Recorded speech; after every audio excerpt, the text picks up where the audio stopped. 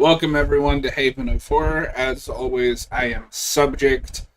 I have Noah, the Invisible Man, Torgo, and Robert Oh, trying to take over the channel while. Oh no, he got me. I've been no, found this out. was all Robert's idea. No Yeah. one else wanted to do this. I had to be blackmailed into doing this. It's on record. Yes. You know what? Tell the audience the dirt I have on you. Well, no, because I'm doing the show. Leave it. Fuck We you. don't talk about that. So we are doing a bunch of Twilight Zone episodes. I will put each episode on the screen as we start them. I am the one here that doesn't know anything about this, so you will get my real-time reaction.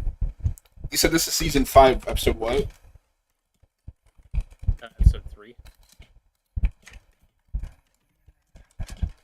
Now I haven't.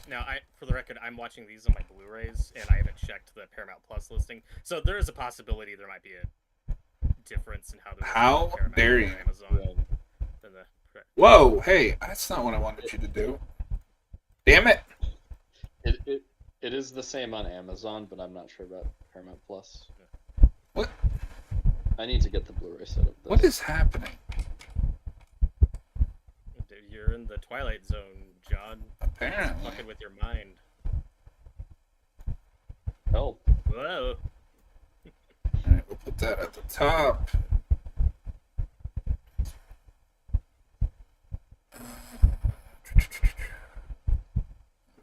There. Noah's feeling camera shy and he hates us, so he's not going to be on camera. That's why he is the I Invisible love Man. you guys. I knew it. No, it's because my long story, but technology is not on my side tonight. Anyway, is everybody at timestamp 0? I'm ready. We are starting with Nightmare at 27,000 feet, or 20,000 feet. I've forgotten how to spell, apparently. Jesus Christ. In 3, Off to a great start. 2, 1, play. John, look, it's the scary doer. Yeah, see, you know the show. God damn it! Futurama. Here's it. Oh, do you have to start over? Yeah. All good? Paramount Plus has like 6,000 buttons on its intro, and it. I get it. Don't you love streaming? Doesn't Yes! it seem so much more convenient. When it works. Alright. In 3, 2, 1, go. Back to the scary doer. I wish we were watching The Scary Door. KW K Woo, somebody I don't know in the chat says, "What's in the cave?" You don't want to know. Yeah, and Slasher Fred's also in the live chat saying you're entering another dimension. It's true. This is one of my favoriteest shows ever. I love it. How embarrassing! It is becoming one of my most favoriteest shows ever. I didn't really dive into this show until last year, but I had seen a couple episodes here and there, and this was the very first one I saw back when the complete series was on Netflix. The series has kind of jumped around and been on a bunch of different streaming services now, but I guess Paramount Plus is like the home for it now, but it's also on Prime. I don't know. Well, Noah's favorite is the Jordan Peele reboot. I haven't seen any of that yet. I'm curious. That's not true. Don't say that. Why say that? That's your favorite version. I know they kind of do a quasi remake of this, or it's like a Yes. spiritual sequel Yeah, I think with Adam Scott of all people. I've heard it's very different. I only saw the premiere of that show. I wasn't crazy about it. But I've actually heard that the last episode of that show is great, and this would be interesting to you guys because the final episode of that reboot was actually written and directed by Oz Perkins. And I've heard across the board that that's the best episode of that series, so I'll watch that one at some point. Okay, so for my fellow Star Trek nerds, how far after or before TOS is this? This might be around when it's starting.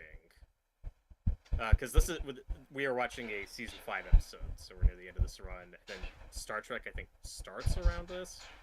I don't have the exact year if Noah wants to look that up. But yeah, here we have William Shatner in his second episode, actually.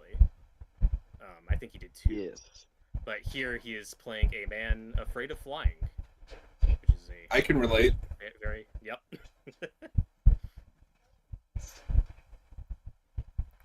Noah, how far away from TOS is this? Best person. Hold on, I gotta X out of Prime to look that up, so, and it won't let me. So, well, someone else has to look that up. You son of a bitch. Okay, so this episode aired in 1963, so Star Trek hadn't even started yet.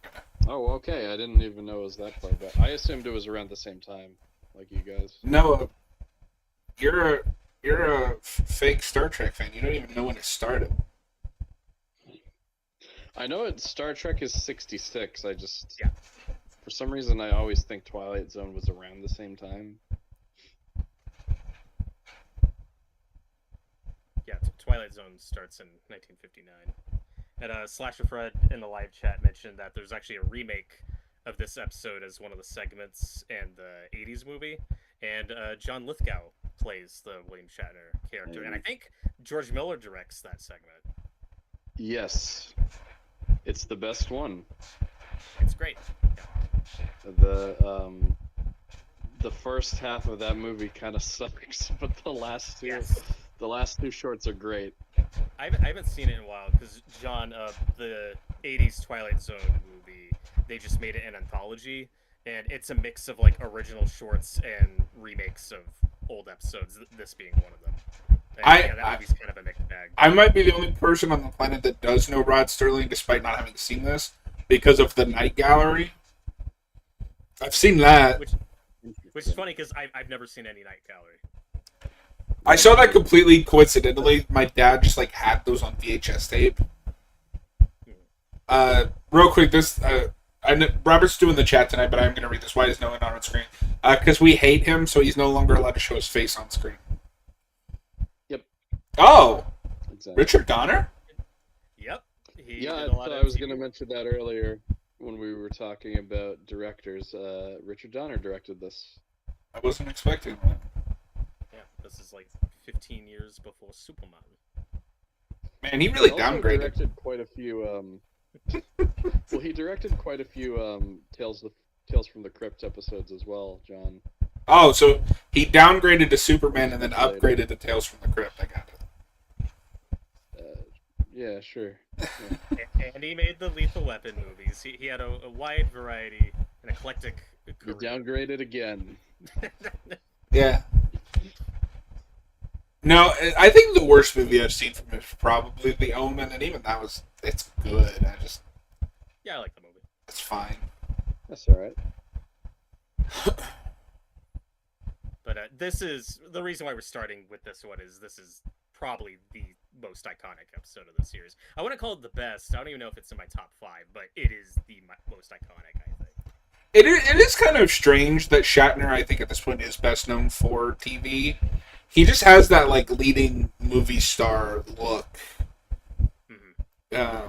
But in some ways, I think he's kind of like Bruce Campbell, where he's got the look, but he's best known for cult stuff, just different genre. Or campy stuff, Yeah. Not like traditional leading man stuff. Although with Shatner, the campiness is largely unintentional.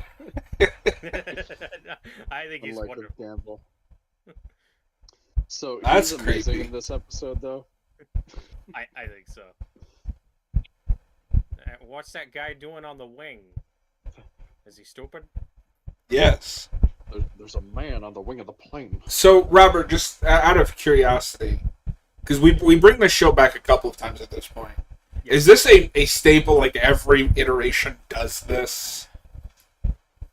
This story in particular? Yeah. No, I think this one was only remade for the movie. Okay. And then the newest, the Jordan Peele one, does an episode that's a riff on it, but I've heard it's very different. Like, I've heard it's a completely different story. It's just set on a plane. That's interesting, because I think you could do a modern update of this and too. still have it be relevant. And to its credit, the segment in the movie is really good. It is a quality update. Lithgow is a good pick. Our They Dumbledore really- himself. Yeah, that's gonna be weird. But it's funny Yeah. because when I first watched the movie, John, when Lithgow shows up, they take his fear of flying like to an 11. Like he is having panic attacks. Yeah. Like the second he appears on screen. Dude is freaking out. Shatner is weirdly the more subtle of the two, if you could believe it. Yeah, which is, if you told me that before seeing it, I wouldn't believe you. From memory, they Whoa, also too far. they also play up his like craziness more in the movie version, and they get rid of the wife character too. Yeah, I haven't seen that movie in a long time.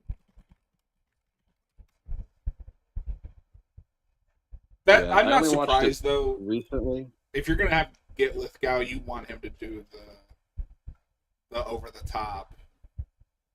That's true, yeah. He's the best villain in Dexter. I've heard he's great in that show. That's what I've heard. And it's great and- because you can stop watching right after he leaves. That's also what I've heard. And Slasher Fred in the live chat said, "What made the Twilight Zone? Part of what made the Twilight Zone a classic is that it is a way to tell viewers about prejudice and social commentary during the Hays Code. So they had to be, subtle about it and lean into metaphor, and it worked.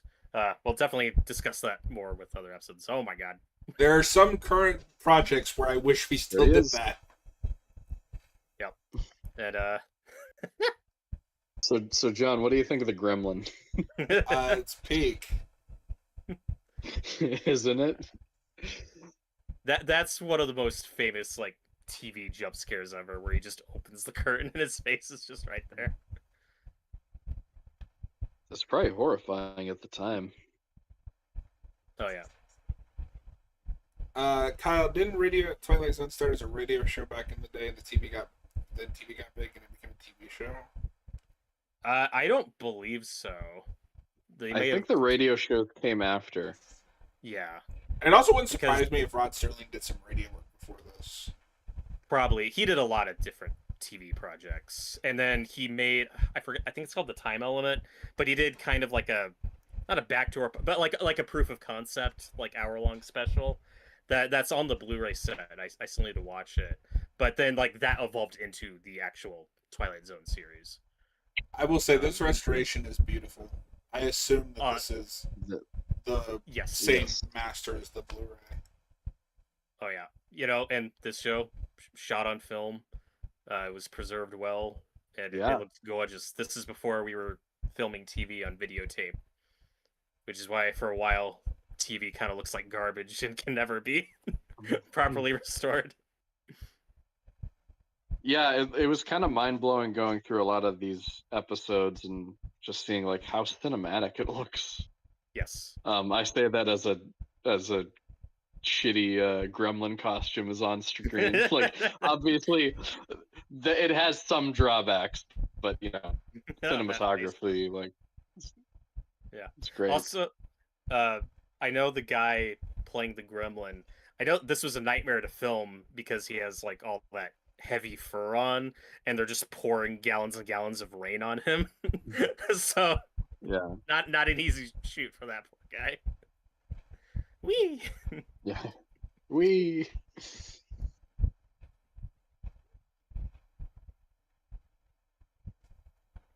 I also think it's funny that when you think of Gremlins now, of course you think of the Joe Dante movie.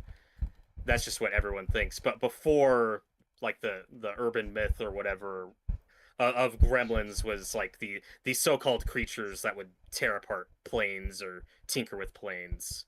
Mhm. That they hear Yeah. about a lot, like during like wartime era. That became kind of a popular, you know, like a popular urban legend or whatever, and that's where they got the idea for this episode. Real quick, uh, go ahead and follow up on Kyle's comment in the chat because that was interesting. Okay. Okay. Yeah. He says, "Oh, I was way off." Google says the TV show started in 1959, and then the radio one was until 2002, which also would have been around when the Forrest Whitaker version came out. So that's interesting. That is like a big blind spot. I always forget that like radio dramas are still a thing. Somebody's listening to them, but like it's never gone away, you know. But I can't say I've ever listened to like a modern one. I on HBO Max, there's like the Batman one, you know. I've been tempted because Doctor Who loves to do those with old doctors. I was gonna say. I think Tennant's doing it's either Tennant or Eccleston's doing a new one. Tennant and Eccleston have both done some. I think Eccleston only started recently. But yeah, like Doctor Who is the big example of that. And those are all like canon to the show as far as I know. It's just here's more adventures with ex-Doctor.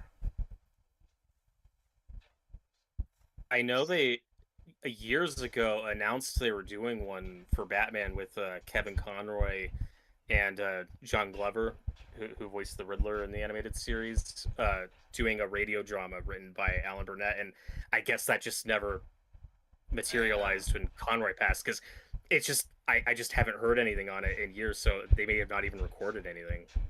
Well, and then I don't know if you guys saw this, but today they announced a 4-part Nightfall movie. Oh, yeah, like animated? Oh, they did? Animated. And I was like, oh man, I'm excited, but it also feels too late. Like that's the Conroy movie. Yeah, that's probably gonna suck either way. I know, but you can hope. The thing I'm worried about is that's a 4-part. It's gonna be 4 movies. They aren't gonna cut anything. Yeah, I was gonna say Nightfall is pretty massive. You could trim 75% of that book. Yeah. And Jen, I think we've both only read like the first 2 volumes. I don't even think we got that far. We've only scratched the surface. But obviously, this show has become kind of synonymous with horror. You know, how many movies have we talked about? Oh, it's like a Twilight Zone episode. Yes, that comes up many a time. And this episode in particular has been parodied numerous times, particularly on The Simpsons. Well, yeah, they're going to become pig faces at the end. That's not this episode. That's my favorite part of our RE4 playthrough, where his friend is just like, yeah, every episode ends with them becoming pig faces. Pig face. What? You know what's crazy? I still haven't seen that episode. I know which one that is, but I haven't seen that one yet. Well, spoiler alert, it's not on the list for tonight, so sorry. Oh, Robert hates Damn us. And as always, it's not required, but super chats are live if you want to guarantee that your comment is read. And Patreon is in the link below if you'd like to help us continue to make videos and get exclusive Discord and requests. Well, and this episode is just such a great timeless premise. A guy sees something crazy, and then when he tries to get somebody else's attention, of course, the monster disappears. The only thing that's holding this episode back is just that shitty costume. Yeah, it's a TV and that's not even a complaint. complaint. That's just yeah. From being I could see showing being timeless. Showing that's the only thing that kind of dates it. Yeah, absolutely. And in the movie version, they make the gremlin way scarier. It's like a big puppet animatronic. Like, it looks more like a demon. It's a really cool design. But I like the dark humor to this episode of it. It's just kind of fucking with this guy. Making him look crazy. Or is he crazy? It's we'll see. It's the frog Looney Tunes cartoon.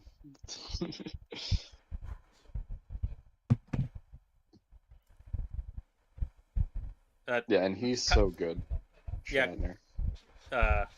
And Slasher Fred says that some of the episodes were precursors to famous movies. That is true. Like, example, he lists an episode, I Shot an Arrow into the Air, which isn't on our list tonight, so I can spoil it. But that's an episode where you get to the end and you realize, oh fuck, we thought we were on an alien planet and we were actually on Earth the whole time. Which of course was recycled in a very famous Rod Serling written picture. What? No.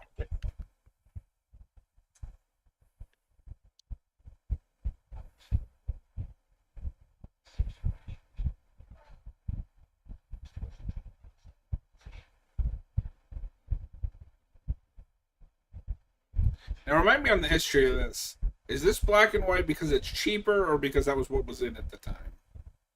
This was the norm at the time. By the mid 60s, you got Star Trek, Batman, really big popular color shows. But in the late 50s, Real early popular 60s, what like shows? popular, I don't know. So, shows that are in color. Whoa. Oh my god.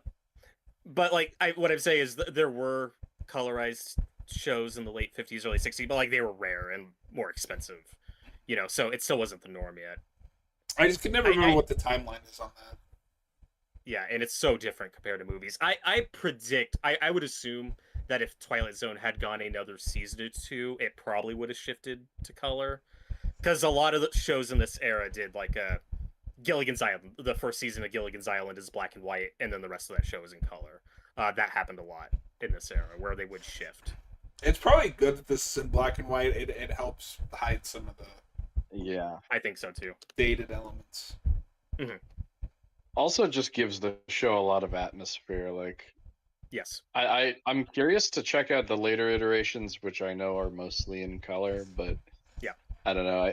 I like that this show just has that visual identity to it with the black and white and the high contrast.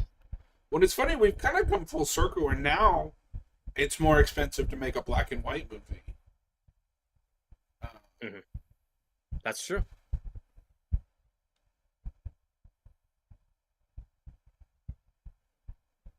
Yeah, because a lot of movies in the 60s, like a Night of the Living Dead, like that's just in black and white just because that was cheaper.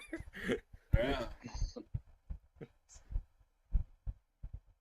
But colorizing that movie in particular ruins it. Oh.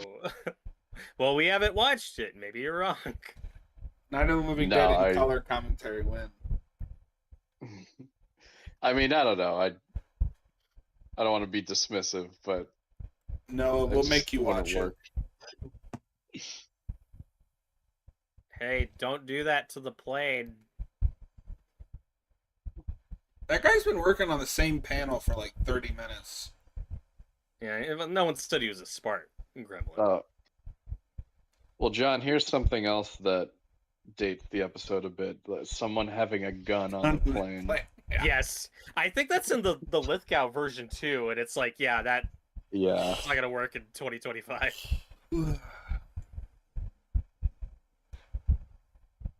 He's freaking out. He's freaking out. This is the he's freaking out episode. Yeah. Yeah, I know that, like, a lot of times we'd like to make fun of Shatner for how hammy he is, and I guess he is pretty hammy in this episode with it just, like, how much he's just like, moving his face. Don't lump me in with that. I have never made fun of Shatner's acting in my life. I guess I just mean, like, we as a society. Like, we like to poke fun at Shatner. Society?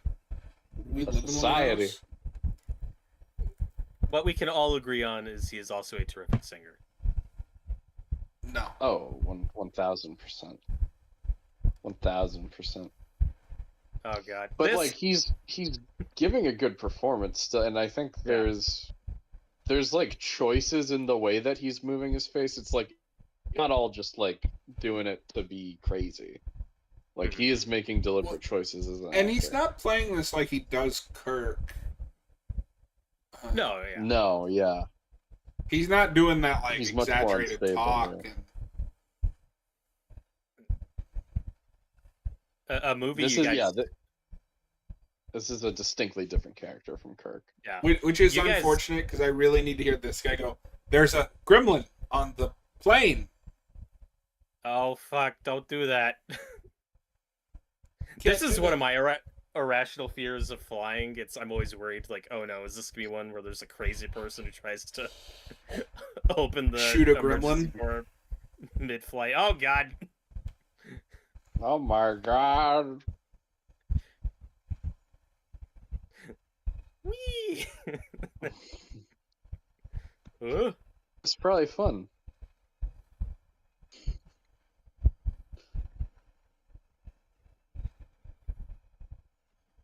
No, he would be sucked don't right out. kill him.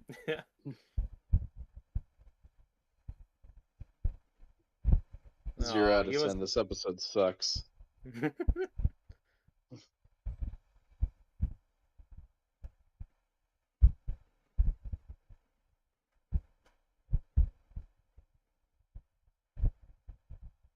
Oh, I love this POV shot.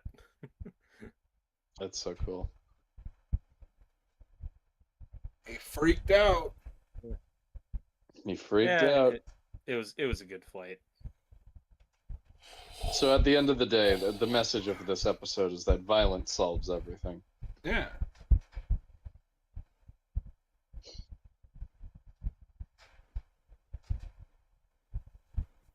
Oh no, Slasher Fred also mentioned that Leonard Nimoy's in an episode. I actually don't know if I've seen that one. There is an episode with George Takei also that I've seen. It's your favorite show and Oh. you haven't seen every episode? I have not. There's a lot of episodes I haven't seen. Is that, Yeah, are those all I the think ones you there's put some- on the list? This is just your excuse to fill in the gaps. No. I've seen. Noah also suggested a couple. Yeah. Oh, no. I let Robert take the reins more because he knows the show better than I do. Well, Robert was like frothing at the mouth to do this. He was like, if we don't do it, I'm going to cancel the show. I wanted to do it too. I like this show. Oh my god, he wasn't crazy.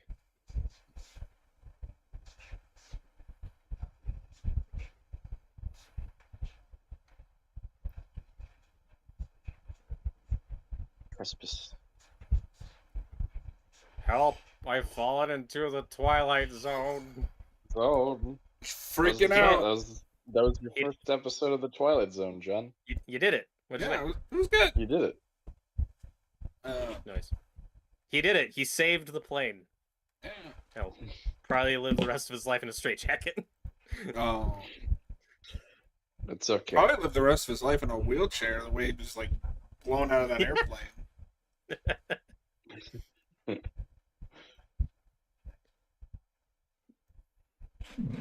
Yeah. No, I think he's going to be a starship captain after this. That checks out. I don't see it happening.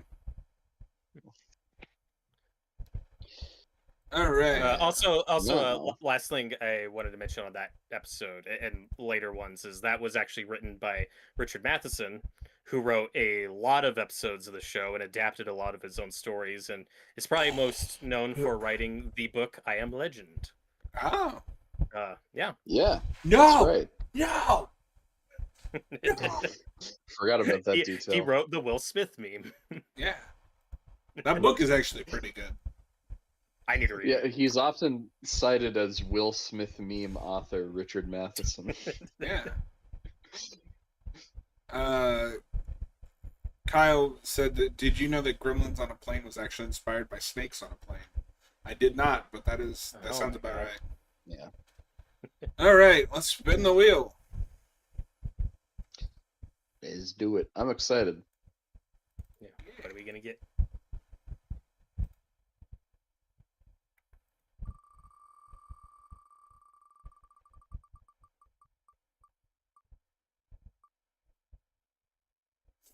What will we get in the Twilight Zone? For chance to dream. Oh my god! Ooh. Yes! This one's I think freaky. I like this one. I think you'll like this one, John. So just give me 1 minute because I got to switch my Blu-ray disc, but I will be right back. Yeah, I'm gonna switch to Prime. Okay. I cannot handle this Paramount Plus interface. So, but what season and episode is that? Somewhere between 1 and 42. Damn Season it. season 1, episode 9. Okay. Alright, so it's gonna be good to take a quick break from all this sci-fi stuff and watch a Batman episode. Yeah.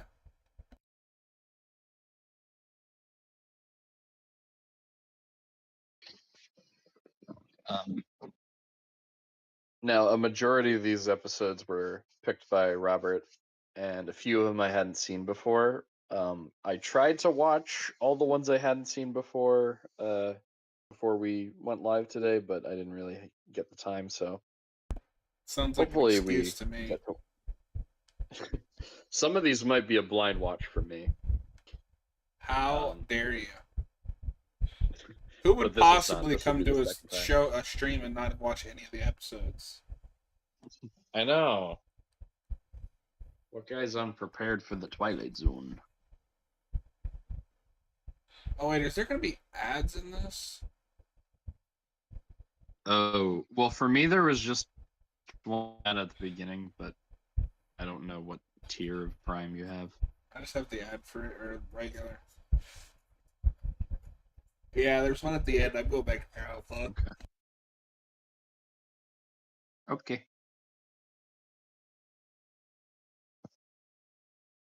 Leave it to Amazon to make Paramount Plus look good. Oh no. Yeah, that's pretty sad. Yeah, because it has fucking ads on Amazon.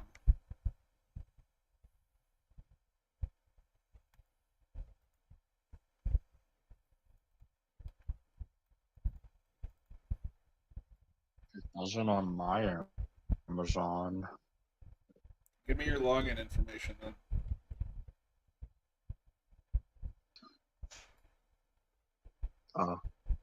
That's what I thought. Yeah. Now, it's funny. This show is, I guess, primarily described as like a science fiction horror series, I guess. But part of the fun of the show is that there's actually quite a variety in tones and genres. It mix. I mean, there are some straight comedy episodes. Yeah. Like this is not like the one we just watched. There's a lot of variety. Yeah. But for this show, part of why I curated this list is I wanted to do episodes that leans toward, horror, and that and ones with really strong twists were what I was prioritizing for tonight. But Noah picked a couple of really good ones. So we'll see if the wheel chooses either of them. Those were just two of my favorites from the watch through I did last year. Now, Noah, I didn't hear everything you were saying. Was this an episode you watched this week, or had you seen this one? Yeah, before. I had seen this one before. I watched this in the watch through that I did.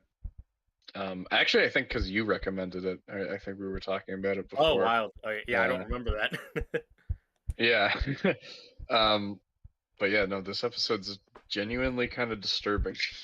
Yeah, that's why I like it. But I am ready whenever you guys are. 1 second.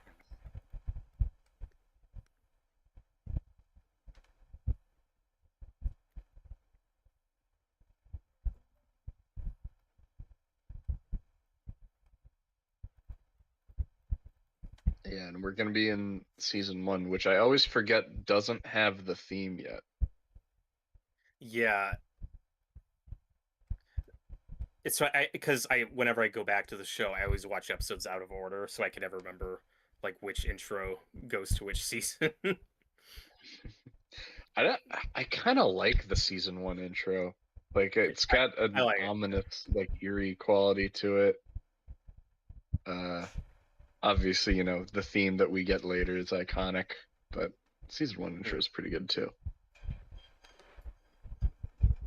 And just a reminder, /your Fred, that for John here, these are complete. blind watches for him. Well, dear God.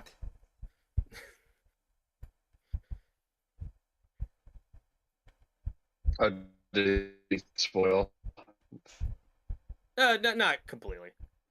I was just giving a heads up. Yeah. How's it 2025 and these Oh, you know what? billion-dollar companies can't make a streaming service that works?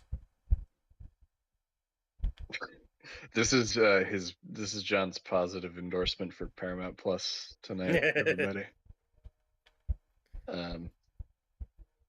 Yeah, you know what? I just had the thought though, because when we did our Scooby-Doo stream, I didn't really do this for every episode, but I had the challenge of trying to guess who the killer was, or the killer, like the bad guy was in each episode. Maybe John should try to guess what the twist is. No, Yeah, we'll see. It depends on the episode. All right. Because not every episode has a big twist, but yeah. I suck at guessing that kind of stuff. Season 1, episode 9, a chance to dream. Not to be confused with the episode of Batman the Animated Series, Chance to Dream. We could be watching Batman the Animated Series right now. That's true. Why are these shows always quoting Shakespeare? Because they're written by hacks. Alright, in 3. God. I just dropped my remote. No rush. In 3, 2, 1, play. Yeah. No, this isn't an episode like I grew up with or anything. I think I first saw this one like a couple years ago. But when I did, I was like, oh yeah, this one's awesome. This is one of my favorites. Yeah. No, this is a very good episode, but no, you're turning into a robot. You're on the Twilight Zone. I'm on the. All right. Oh no! You guys can't hear me. You're cutting out really badly. Hold on.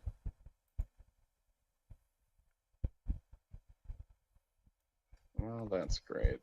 I'll be right back. Well, I don't know about that, but well.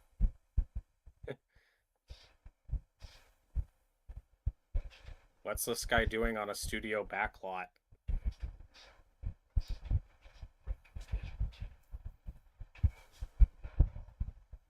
And he's back.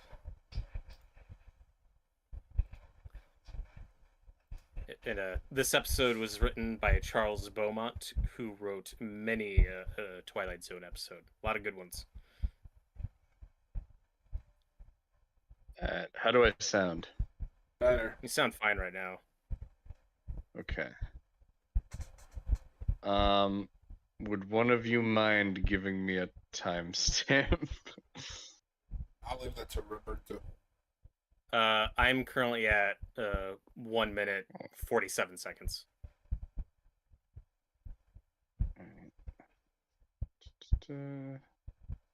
This guy's not looking too good. He's freaking out. Now at 2 minutes, just FYI. Okay, yeah.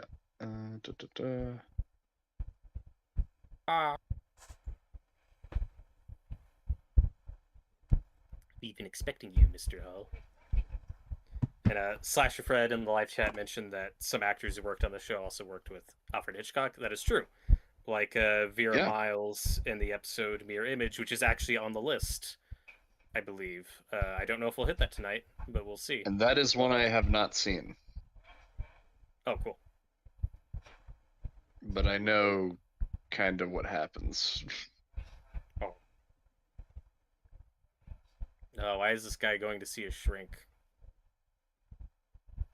Just get better So you help can like a learn how to normal shrink. person. You know what would have been amazing is at the end of one of these episodes we cut back to Rod Serling and he's like, have you ever subscribed to BetterHelp? Use my code, right? No, but you do see him advertise a lot of cigarettes on the show. I know, but instead of cigarettes, it should be. Well, you know, Now. Robert, tie-ins and like promos only started, 5 years ago. They didn't do that back in the day. Oh wow. Somebody's got to tell Ron Surly. That's funny when you look back at this and you have literally the creator of the show talking to the camera, plugging a product. That's the joke, Noah. I know, it's funny. It's funny.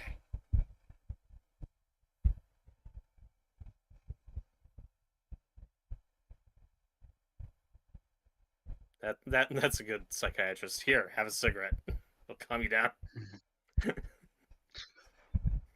It's probably the brand of cigarettes that Serling plugged.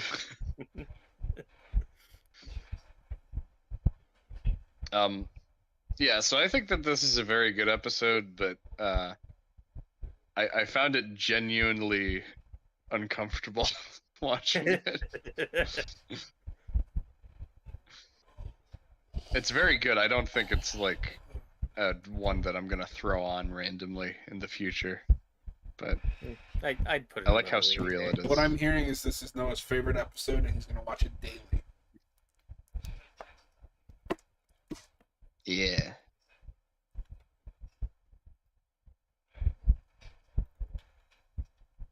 But now, John, I haven't seen any of the 80s or 2000s revival shows, so I don't know what the runtimes were on those episodes. But for this show, the first the first 3 seasons were 30-minute episodes. Season 4, they switched to hour-long episodes. And then season 5, like the one we just watched, switched back to the half-hour format. And season 4 is a blind spot for me. I haven't seen any of the hour-long episodes, but I didn't include any of those for tonight just to keep this moving faster. The Forrest Whitaker one did 20-minute episode, 22 minutes. Okay, that's cool. It's funny. So that's actually shorter than these were, because by that point we're doing longer commercials. These episodes are like 25, 26 minutes. Oh, and then you get to the 2000s and like 22. This is peak. So an original opening was used for the first half of the season. So season 1 of that show is like 40 episodes. It's absurd. Okay, one of those. Yeah. This was changed to the more iconic opening with a rock theme provided by Jonathan Davis, the singer of Korn. That's peak. I need to hear that. That is.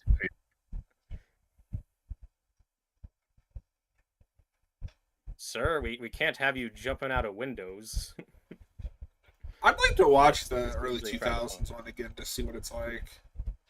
Yeah, me too. I know that one does remake a couple of iconic episodes that I'd be curious to check out. And then the Jordan Peele one, like I said, I just watched the first one, the first episode. It was okay, but my biggest problem with it is it was an hour long, doing a premise that was way stretched out. And it was like, man, if you cut this down to a half hour, you'd have something really good. Hey, Robert, do you know why that is?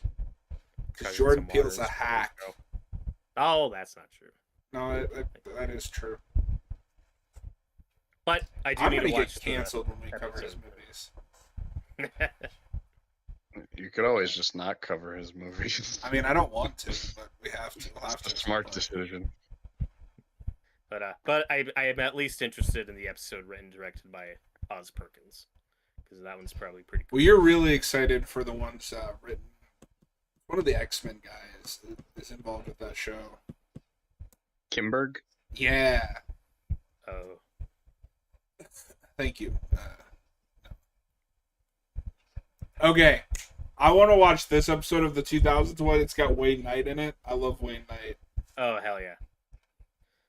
That's what honestly is most interesting to me about like the 80s and 2000s ones, is just to see what actors pop up. Like, I know Bruce Willis, I think, is in one of the 80s episodes. So I want to check those out. Just kind of these random who's who, or like before they were famous actors, because there's a lot of that in. Oh, Linda Cardellini's in an episode. That's awesome. And so in that same episode, Method Man is in that episode.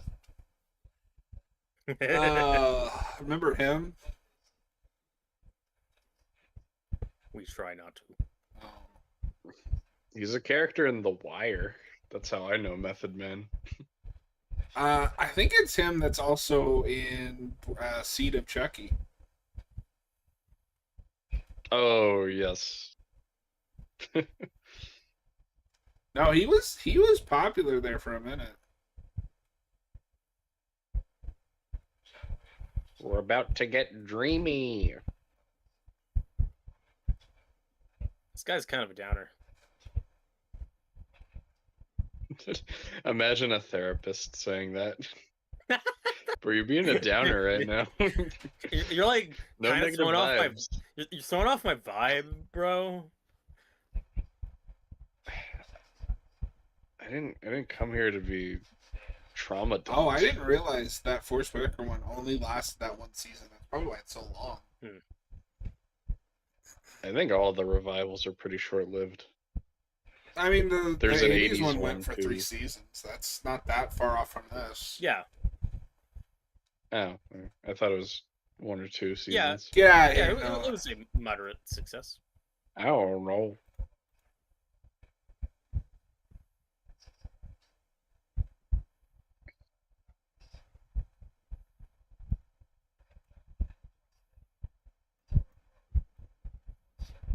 Oh no, he's driving in the void like that car chase in the first Saw movie.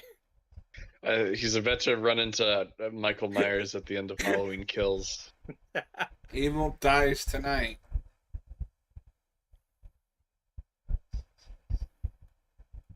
Okay, I have no earthly idea where I first would have seen this trope.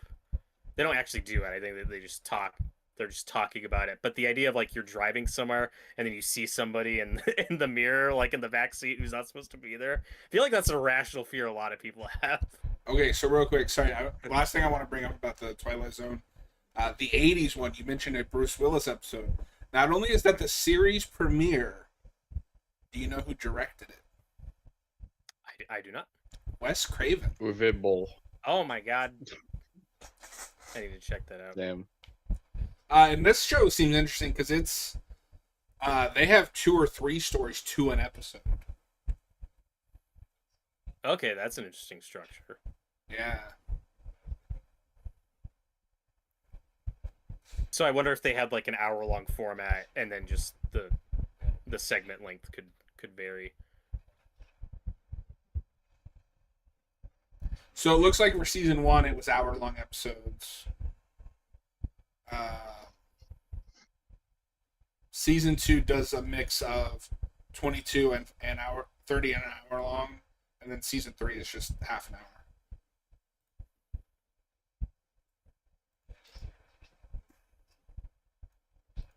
The half-an-hour format seems to work for this kind of thing. Mm-hmm. I don't mind the idea of an hour-long episode and then just doing like 2 or 3 segments. That's kind of what the Creep Show series does, because that's like 2 or 3 segments per episode. Yeah. I think this really makes the case for you can still have half-hour-long dramas, Yes. which we Yeah. rarely do.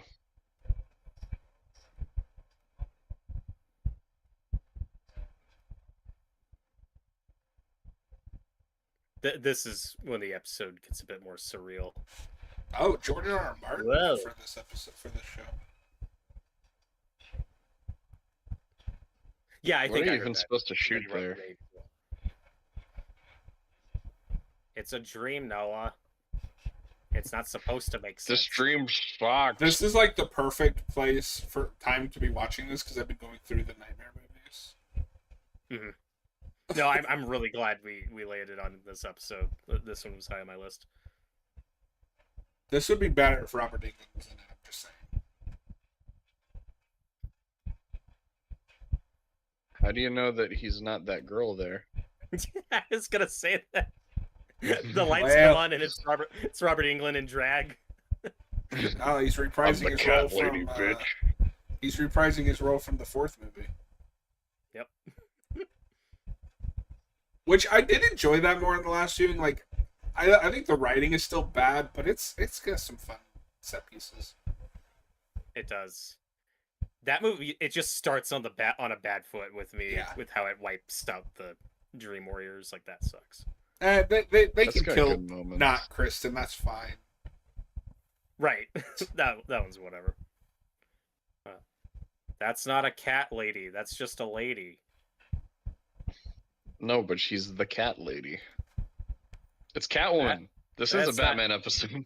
That's not Julie Newmar. You don't know that. No, yeah. It's animated series, so it's Adrienne Barbeau. Oh my god.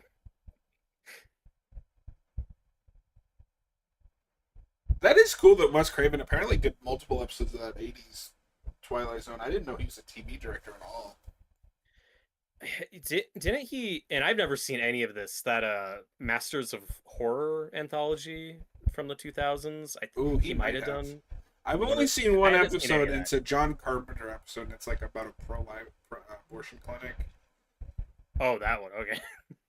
Yeah, I haven't seen any of those. It's not great. Uh-huh.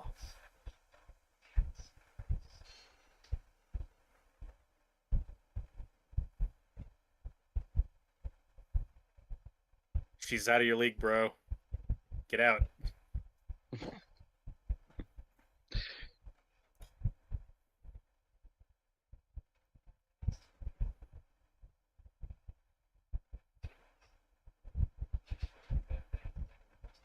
It's Noah. It's funny to me, shows of this era when they could get away with subject matter that is a bit more risque, like this, but then you Yeah. still have the whenever you see a couple's bedroom, like they're sleeping in separate beds. Like it's funny. I think we'll get to that in an episode if we land Yep. on an episode later. We see that, which that threw me. Yeah, because like this is innuendo, but like it's not subtle. No. No. You know, it's funny what things you could and couldn't get away with back then. Especially when you get to like Batman and Star Trek, where those are so like they really push it.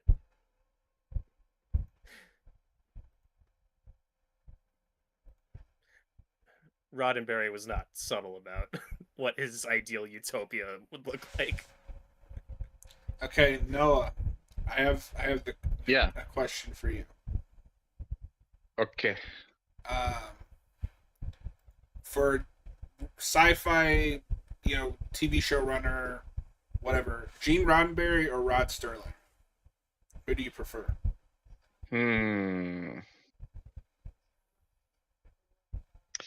I don't know if it's recency bias because I've only gotten into Twilight Zone recently, but I'd say probably Rod Serling.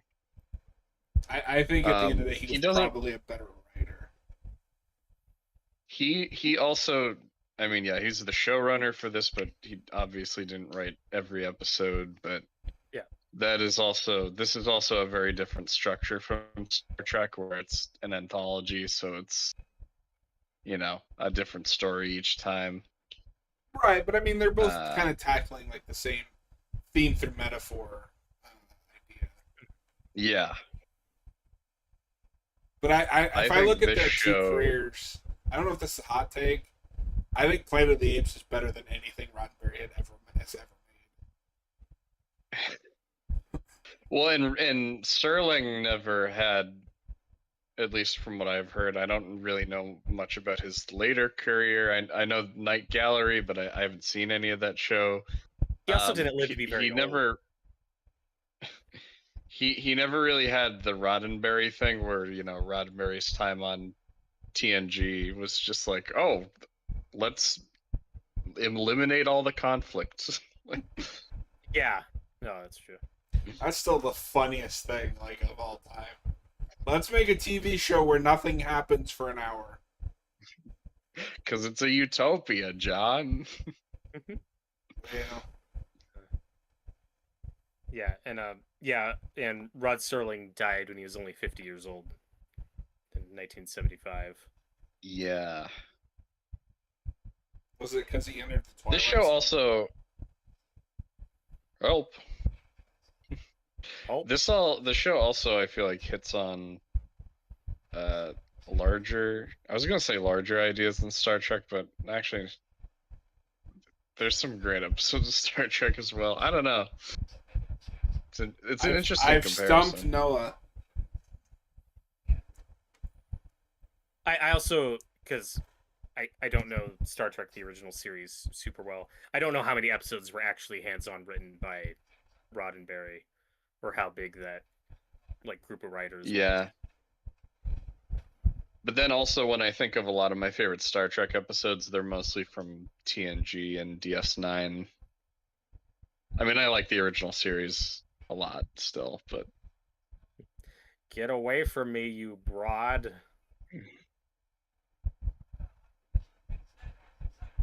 every time she shows up, there's Vaseline on the lens.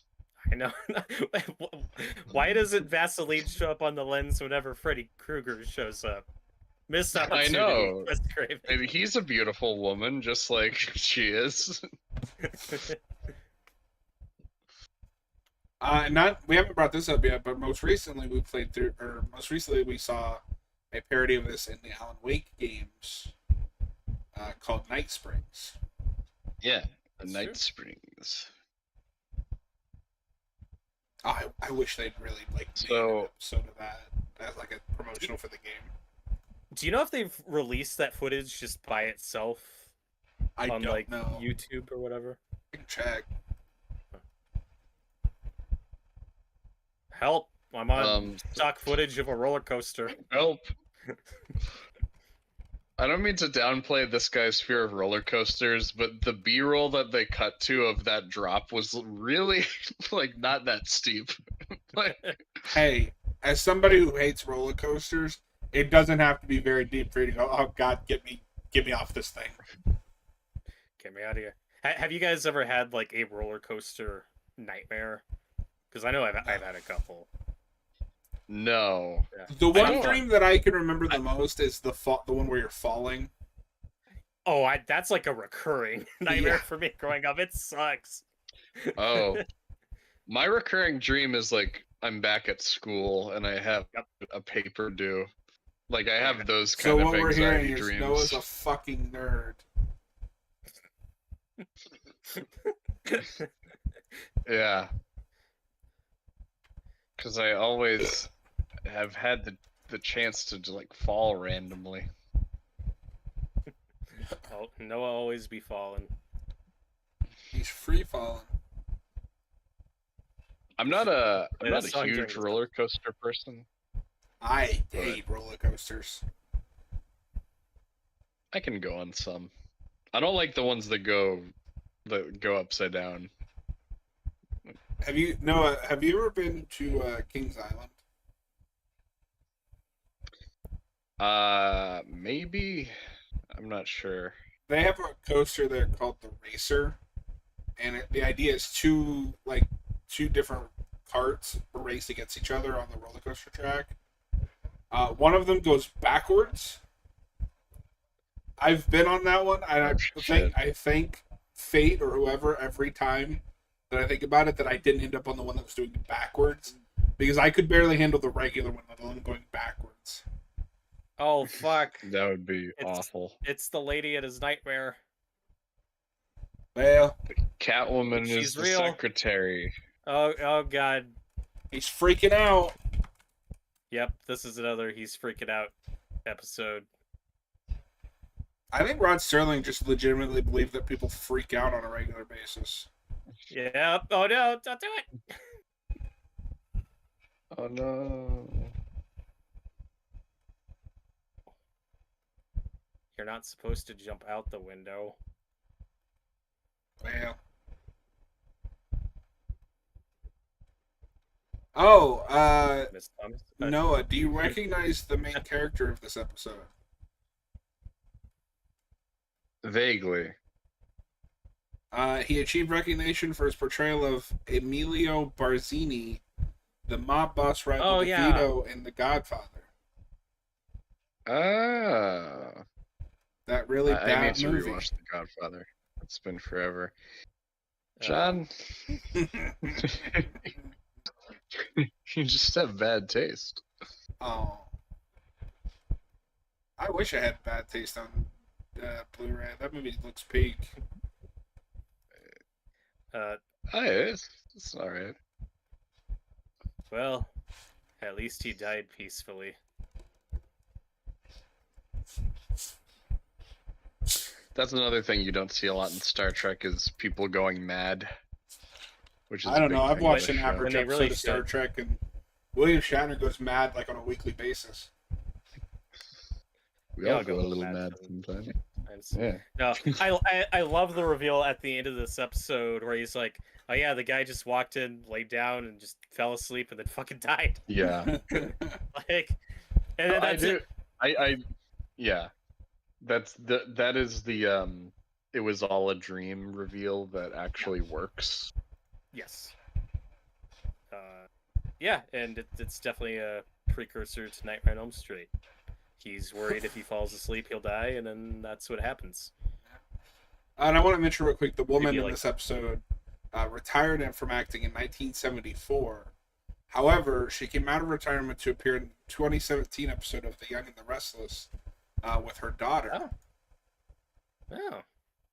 The Oh. more you know. We got all the trivia here.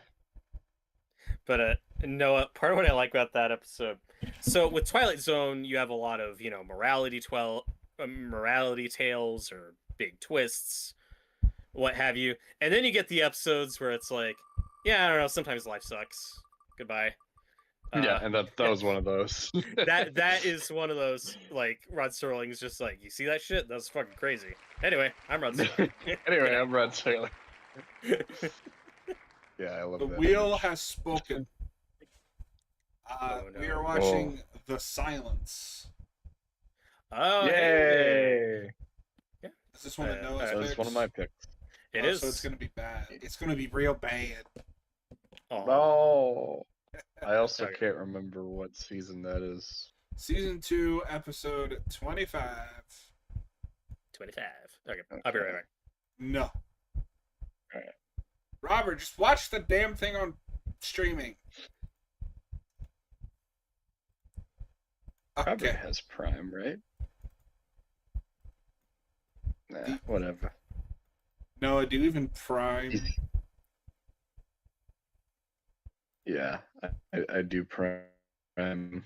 Optimus Prime. Speaking of which, this probably isn't the question for it, but are you going to be around tomorrow? I will get back to you. No. Probably, but we'll see.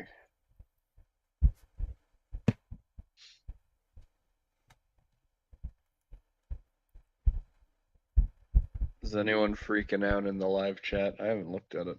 No. So I gotta open YouTube. I still have to watch my 31 for 31 tonight. Oh yeah, what are you on now? We are on day 9, 10.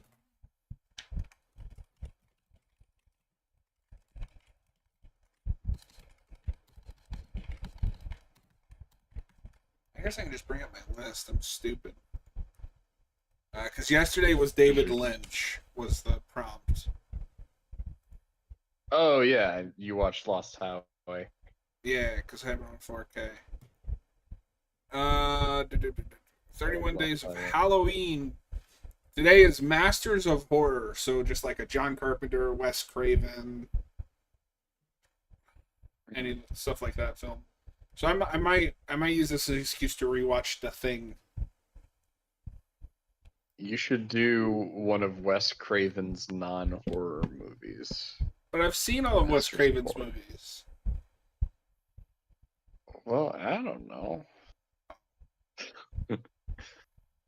And You I also, only you watch- haven't seen all of Wes Craven's movies. I've seen all but one, and I'm not watching that one. Stop trying to get me to watch it.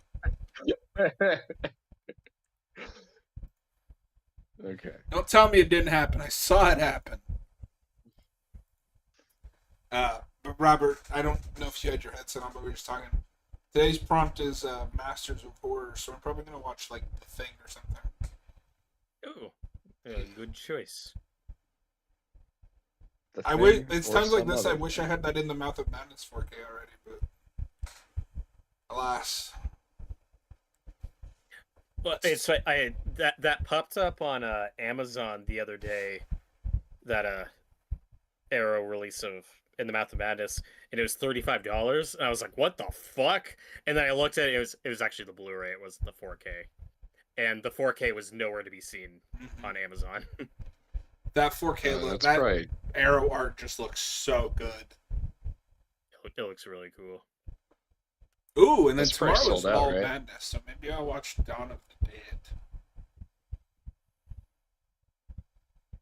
Or you could watch Chopping Mall. That too. That's true. Chopping Mall is peak. The better movie. Whoa, whoa, whoa, whoa, whoa. Whoa! I think Noah just committed a crime worthy of death. Besmirching Dawn of the Dead. Yeah, that's the second sorry. greatest film of all time. It's up there. Yeah, it's the second greatest film of all time. It's up there. Noah. I am on timestamp 0 for Le Silence. That's not the name of this episode. It is. It's the origin of the Doctor Who villains. Peak. In 3, 2, 1, go. And Slasher Fred also mentioned that some of the episodes were inspired by old urban legends, like The Grave, which is based on the tale of the girl who died after spending a night at the cemetery. Well, maybe don't do that. Or Also, do it don't know more. if I've seen that episode. Oh, speaking of other Twilight like, Zone. Twilight Zone knockoffs, I've mentioned this before, but another show I remember from my childhood is The Outer Limits, which was heavily inspired by this show. There's nothing wrong. I have not seen any of that. I know it has its fans, but I don't know if it's good, but I just thought I thought it was cool as a kid. Oh, you know what? Actually, I don't know if it is a ripoff. No, Twilight Zone starts first, I'm pretty sure. But you can double check that. 'Cause I didn't realize the competing. '90s one is a reboot. Okay, yeah. no, you're I thought you were. you are referring right. to the Twilight original. Zone starts first, but it's only because Twilight Zone is 59, and then Outer Limits, the original, is 63. Yeah. It's Twilight Zone.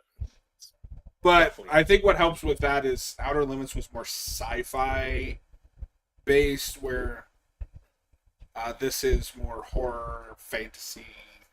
Well, yeah, and the thing with Twilight, it's like anything goes. The sci-fi, like you said, fantasy, ghosts. And it's funny, the revival like of Outer whatever. Limits outlasted the original.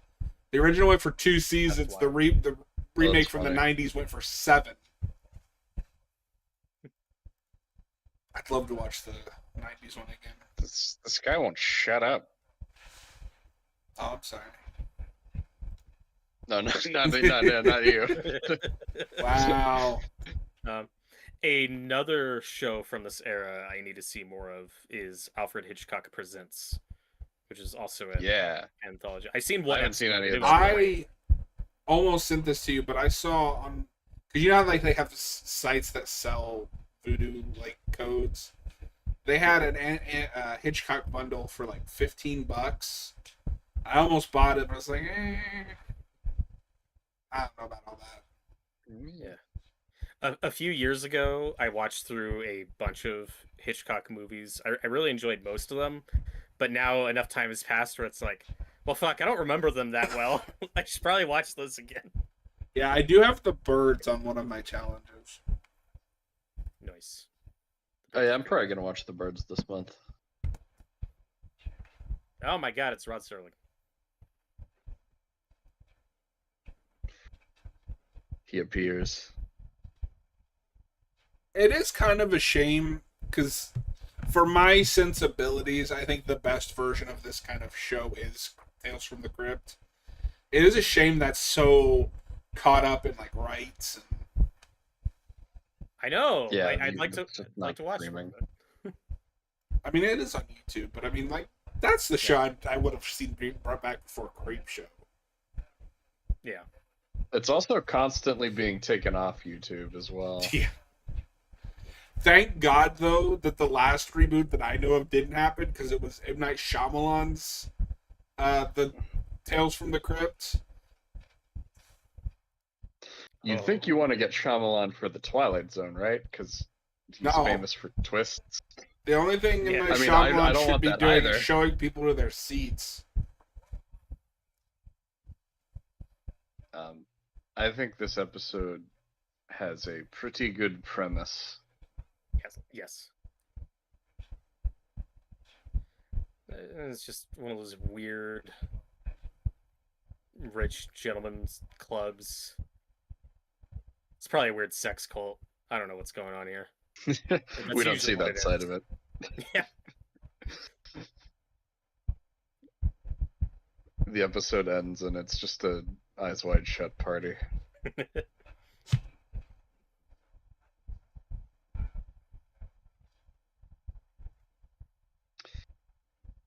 Yeah, And yeah, this is known as being more of a sci-fi show, but this episode, and very much so the previous episode we watched, it's a lot more psychological, yes, which is what I really like about this one too. it's also a place of mind, Noah. Not just of sight and sound. That's like, I want to see like a dialogue, like a debate with somebody and Serling, like, what is the Twilight Zone? It's not a place of sight and sound, but of mind. No, but what is it though? Like, How do you get there? explain. I just told you. You weren't listening.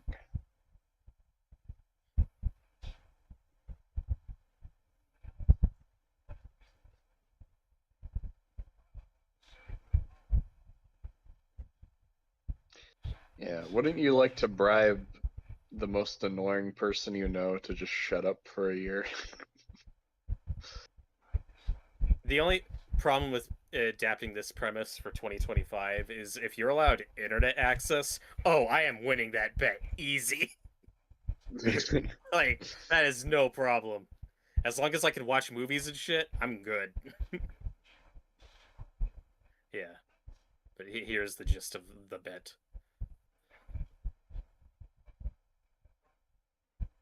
I can no longer sanction this buffoonery. It's Tommy Lee Jones.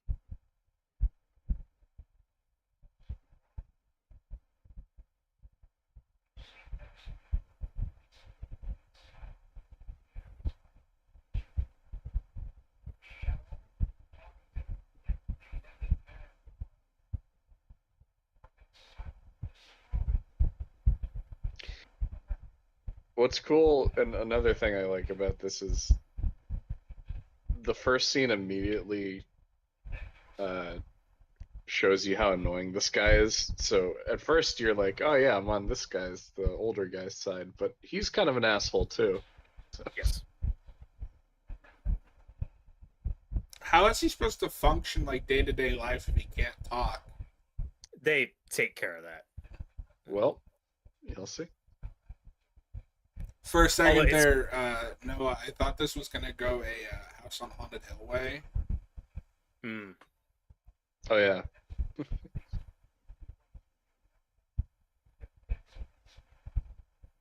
Yeah, and Slasher Fred in the live chat mentioned similarities between an episode of The Monsters Are Due on Maple Street and Night of the Living Dead.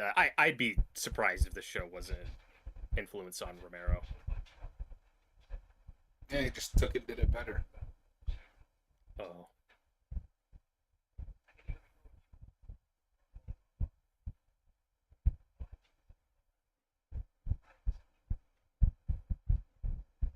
This old guy looks really familiar. Right?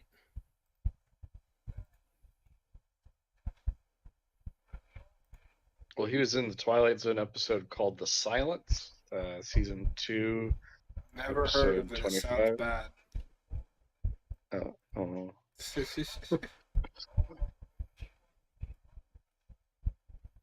Well, he was in a 1932 movie called The Wiser Sex. What the fuck? That sounds like one of their parties that we're not allowed to see. So real quick, And he's in a movie called No More Ladies.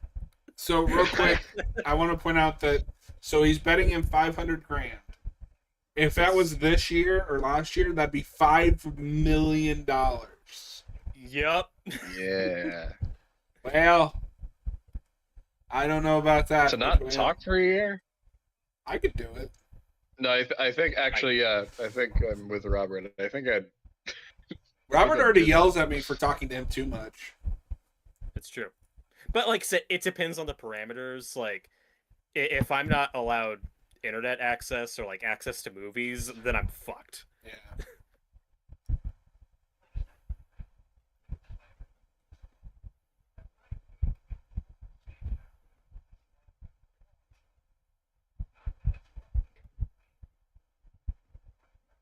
A watch drop? Yeah, I haven't seen anything this guy's been in.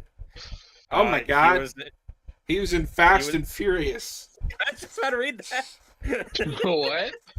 Yeah, from 1939. Oh. You actually I thought this guy forgot that. lived another 50 years. I forgot that there was a 30s Fast and Furious. Oh, but I think this is a different movie. Okay, so there's Fast and Furious from 1939. There's also a silent Fast and Furious from 1927, not to be confused with The Fast and the Furious from 1954. He was also in a movie called Oh my Jigsaw. What? Yeah, he was Jigsaw. This guy's in a lot of modern movies. Wait, he is kind of Jigsaw in this episode. Yeah? Like, would you like to play a game?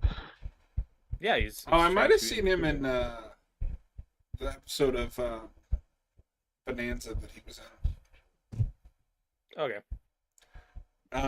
Nobody else will have this but me, but every time I see Bonanza now, all I can think of is that scene in Donnie Darko where the teacher's like, do you even know who insert that author here is? And that bitchy old lady goes, I think we have all seen Bonanza.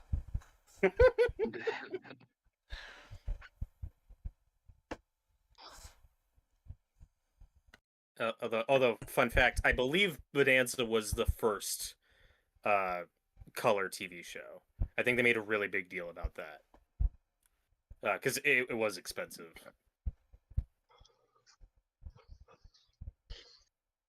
But a lot of people, though, I don't know if you know this, John, like through the 60s, still had black and white TVs. So a lot of people growing up did watch shows like Star Trek or Batman in black and white just because they couldn't afford a color TV yet. So like color TVs aren't like really like just the norm in every household, like probably until the 70s. Batman would probably look really weird in black and white. Just because that show's so colorful. But According to Google AI, the first commercial color TV broadcast was a variety show called Premiere, which aired on CBS in 1951. like that's crazy because that's so early, you know.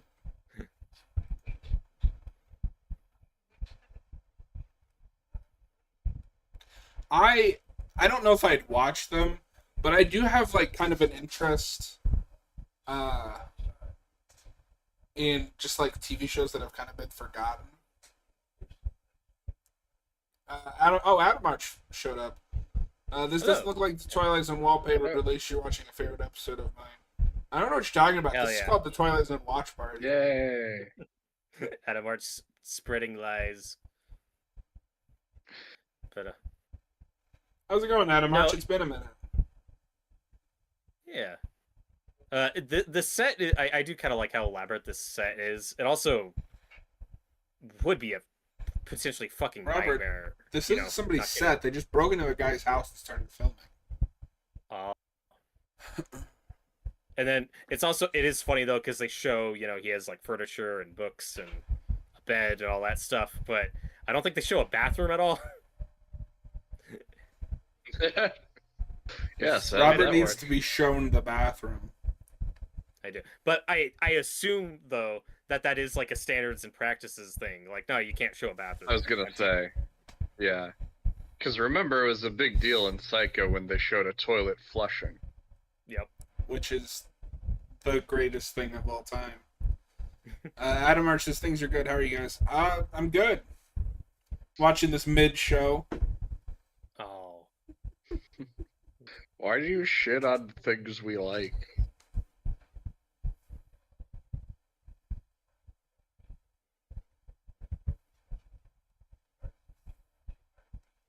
No, I've really enjoyed both episodes. I do that we've watched.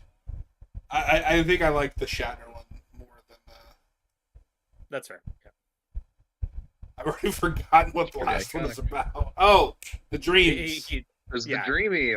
He was trying to stay awake because he was afraid of dying. This We fuck. never get time to get dreamy.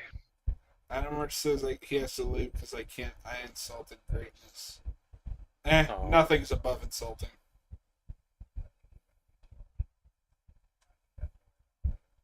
That doesn't surprise me that Adam March likes this show. No. He's- This is an episode of television you could adapt into a feature-length movie, I think.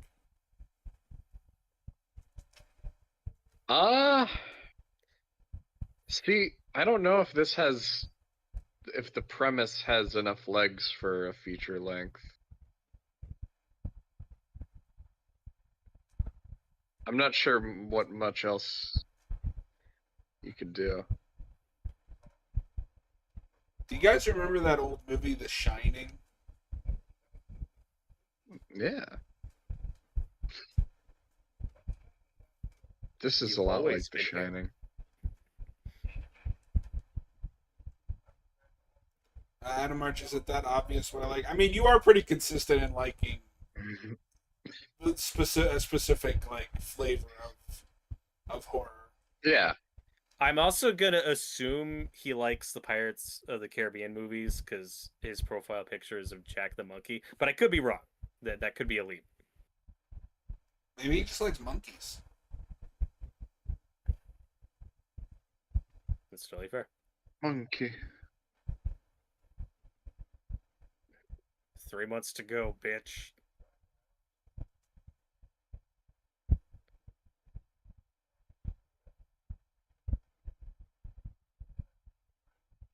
See, I could definitely win this because this isn't a taunt. This is like, yeah, okay. I can miss that. That's fine. Like I said, that this guy does a better willpower than I would in this situation, though. When all you have is like books and a deck of cards, I'd be going crazy. By Wait, this point. so he also agreed to be locked away from his wife for a year? Yep. That's crazy. Yeah. Yeah. No, and now this guy's fucking with him. It's like, yeah, she hasn't visited. What's up with that, bro? Up with your wife, bro.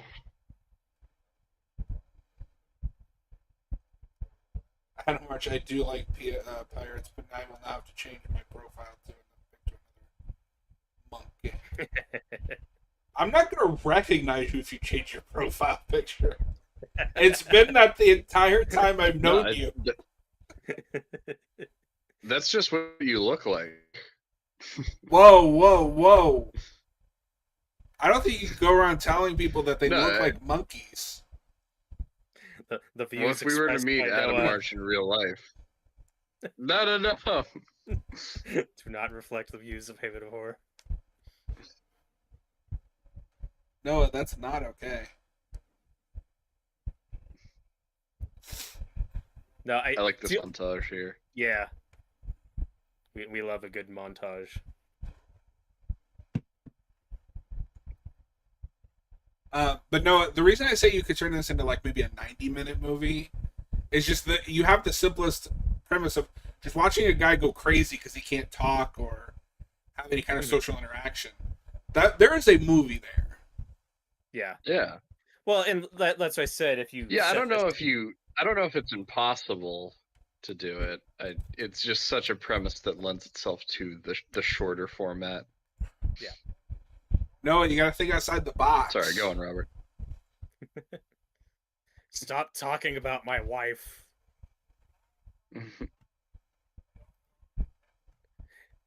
It is fun. It like you said, Noah. When the episode starts, we're like, "Oh, this guy's kind of an asshole." I'm rooting for the older dude, and now you've kind of switched as a viewer, where this guy's way more like Yeah. the older guy. Now I'm pathetic. Because he's like, "Dude, if you quit, I'll give you $6,000," and he's like, "No, I got like a month. I'm not gonna. I got like a month left. I'm not gonna quit $500,000 for $6,000. That doesn't make any sense."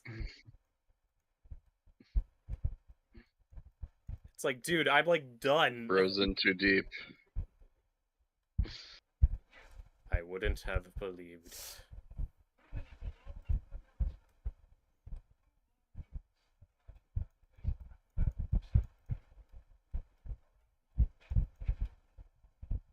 Yeah, this guy just sucks. Doesn't even have the money. Oh, he fucked up. His assistant guy looks familiar. Yeah, he does. I can't place it though. Real quick, this doesn't have anything to do with the Twilight Zone, but Robert will appreciate this. I guess they interviewed one of the writers for Alien Isolation recently, and they talked about part of the reason that game is so long is the xenomorph got too smart for them, so they had to like write scenarios around the xenomorph because of how smart it was. That's a horror movie in of itself. Like, guys, the xenomorph AI is too smart. What have we done? Also, Get real meta. oh my god, Jonathan Harris, the assistant guy here, talking to the old guy. Yeah. He is a voice in Toy Story 2. He is the cleaner guy who fixes Woody for Al. Oh. Oh, weird. He's the old guy. Yeah, and also I think in that chess short, the Jerry's The game, Jerry Yeah. game. Yeah. he's probably like 100 years old when he did that. Well, That wasn't even CGI. That was just him. But he did it, John. He won the bet. yay. I'm proud of him. Fair and square. Now where's my money? Where's the money, Lebowski?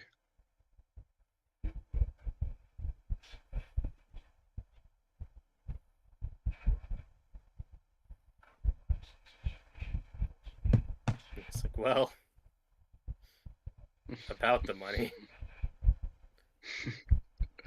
It's Give you a driving me gift nuts. card. I know I haven't seen this guy in anything, but he looks like somebody. I have that too. He's just got one of those faces. So yeah, I'm kind of broke.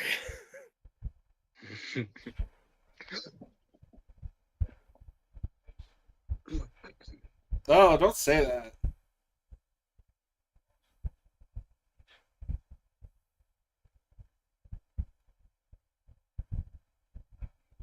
I can give Okay, you a this pat is on the a back. weird pull. You know who he kind of reminds me of with the way he talks? The shitty uncle from Friday 8. Oh, interesting. Yeah, no, I can see that. I can see that. Specific. He's got that same snooty attitude. Yeah. I love that. Yeah, I bet you could do this thing for you, but I can't actually pay you, so.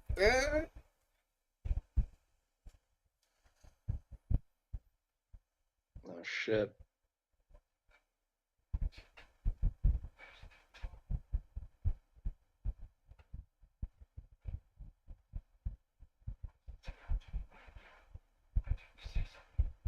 Did he write?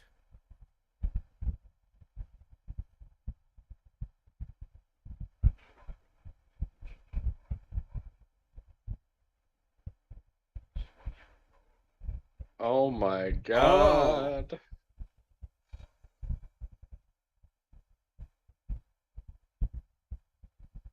Bro, you took that bet a little too seriously. Yeah.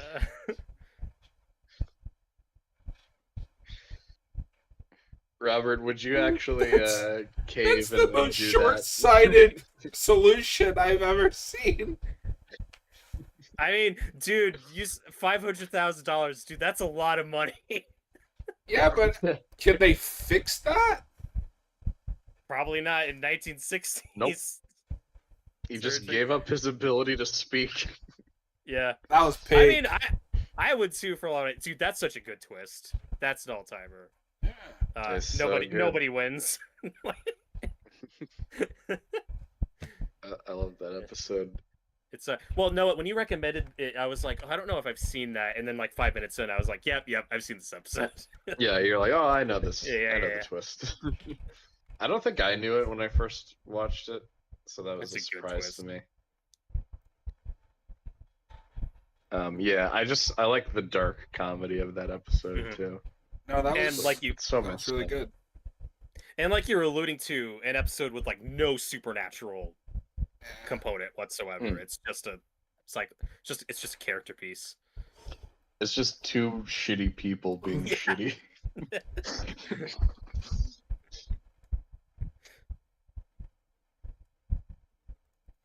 Well, I don't know Nice. about that, but well, Are we spinning the wheel? yee.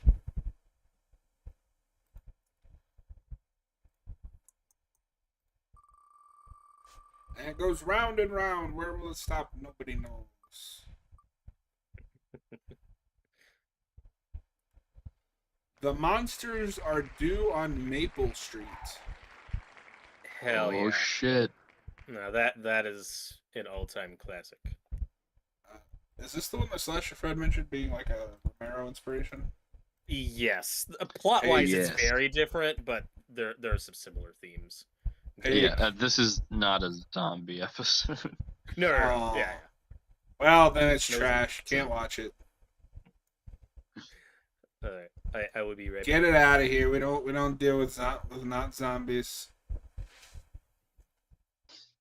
I mean, if you squint your eyes, but you'll see when. Well, we I mean, watch you it. don't even know what a zombie is.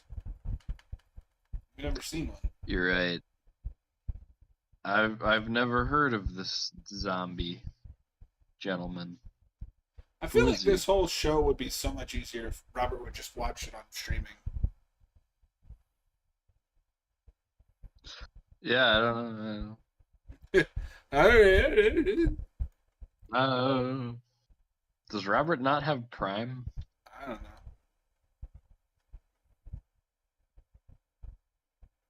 I think so. It's not Prime. Oh, I was looking at tomorrow.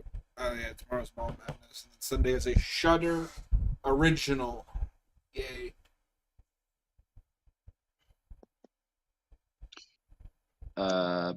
Sorry, what? For that 31 for 31. So tomorrow's the Mall Madness, and then Yeah. Sunday is a Shudder original, which I'm excited for because there's a new one of Oh, those right. VHS movies out. And I've Okay, kind of yeah. gotten in the So habit you of can- watching those every year. Yeah, last weekend I went to see Good Boy, which is that horror movie from the perspective of a dog.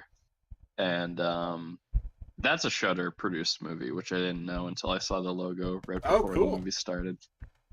I want to see that. Yeah. surprised that got a theatrical release. Yeah, it's not a wide release. Shudder movies sometimes will go to theaters. I think that Clown in a Cornfield was a Shudder movie because it went straight to Shudder. Oh yeah.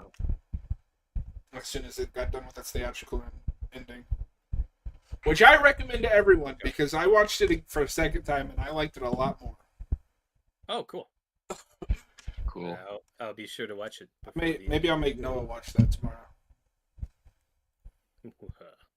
Maybe. Oh.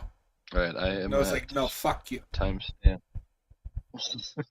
I didn't say no. Yeah, you did. I just heard it. I'm ready. In 3, 2, 1, play.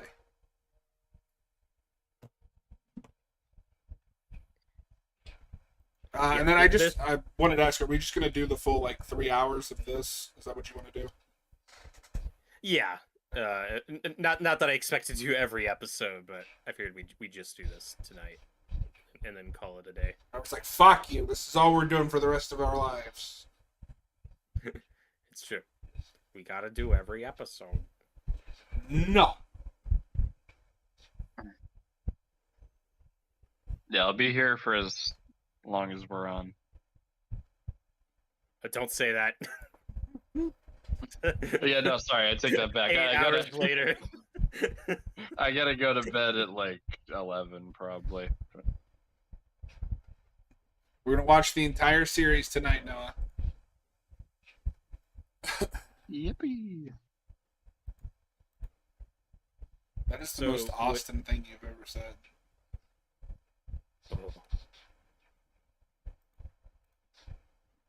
When I was in middle school, in one of my English classes, we had a book of not just short stories, but it also had the like television scripts, teleplays, and stuff. One of which was the script for this episode, "The Monsters Are Due on Maple Street." So I actually read that in class before I saw this episode. Oh wow. Oh. And because it's funny because this is an all-timer. This is one of the most famous episodes, but I don't think when I watched it, there wasn't anything like any references that I could pinpoint that I've seen from somewhere else. That's fair. It's kind of broad in its concept. Broad yet very specific. Yes. By the end.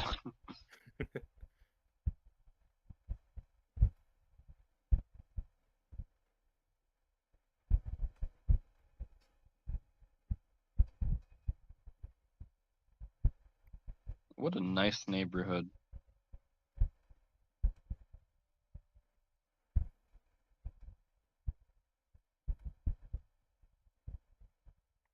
Well, a lot of episodes, but this one in particular, I get why we did this in class or school, just because it really feels like a play.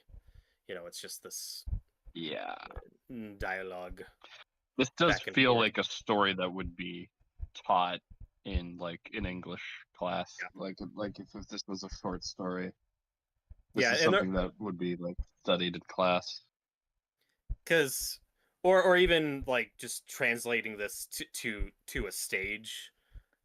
This is an episode you could do. The last episode you could do. I don't know how you turned the Shatner episode into a stage play. I don't think that one's doable. Yeah, you just have an elaborate set with the plane. Well, you just build a plane. I know that. So I think there are stage adaptations of this episode. I think. This is an episode that is remade in the O2 version. Cool. Yeah, I'd like to check I knew that too. Because we'll get into it. This is an episode, I think it's great, but this is one of the episodes that I think would have actually maybe benefited more from the hour-long format. This one feels a little constrained in a half hour. Well, and I can see a 2002 version being really good because you've got that, it's right after 9/11, kind of shift the metaphor a little bit. No, this is a very timeless story that you can always update. Oh, it's got Andrew McCarthy and Titus Welliver. Oh, the Titus guy. Noah's favorite Rorschach. Oh yeah. Yeah. I do my famous impression of that Rorschach. I'm not gonna do it now. But... Part 2 just kind of came and went. Nobody cared.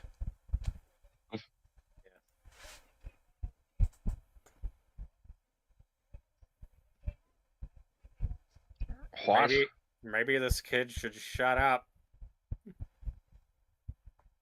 Kid, stop talking. What are you talking about? Yeah, John, if you missed the setup, there was like a meteor or something that went overhead, like something weird that happened, and now all the power's out. So people are like, Yeah.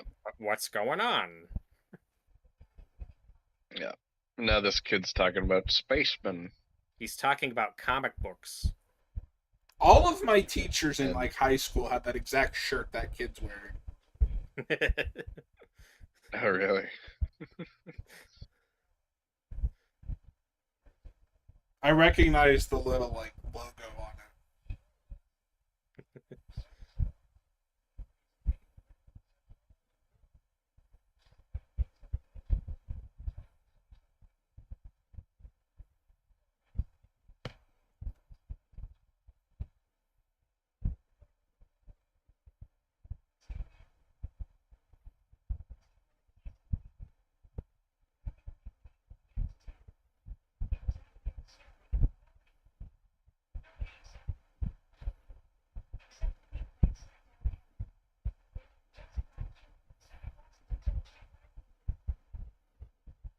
Yeah, and Slasher Fred said that in the Force Whitaker version, they lean into the fear of terrorism. So cool. I'll try to check that out at some point. I will only accept it if that guy does his Rorschach voice the entire episode. Are you a terrorist? Ah.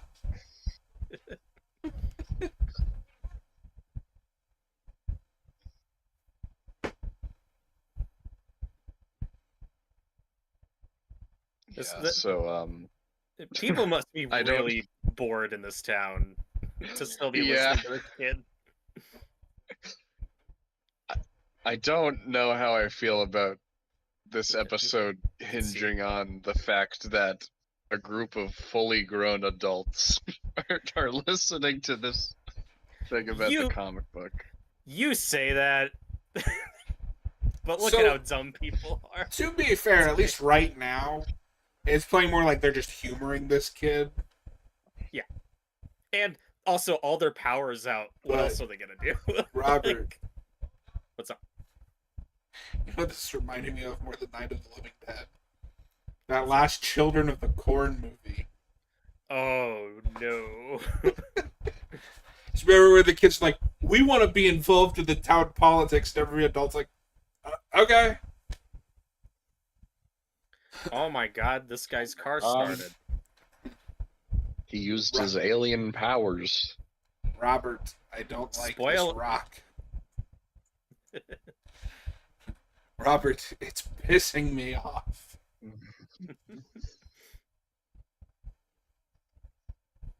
No, okay, you know what this is? This is a Stephen King story before Stephen King. Totally. Yeah. I can totally see that. I never made that comparison. In fact, he has a story that's similar to this, Under the Dome, which has the lamest ending of all time. Spoilers for a book that's like a decade old at this point. But they end up just falling down to their knees and asking nicely for the dome to go away. And the aliens that put the dome over the town go, okay, and take it. That's amazing. I know that was adapted into a show. That's where I've heard that before. I forgot that was a Stephen King story. Yeah, and Yeah, that's got the Breaking Bad guy in it. D. Norris. Yeah, I saw some of it, but I didn't finish it, and I think it got It got canceled. canceled. So I don't know if it had like a proper ending at all, because it went like 2 seasons. 2 or 3. Yeah. I think in general that book is just kind of, came and went.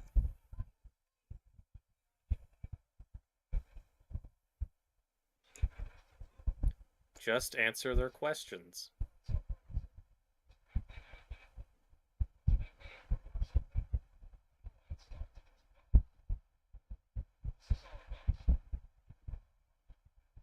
You get some kind of magic car there.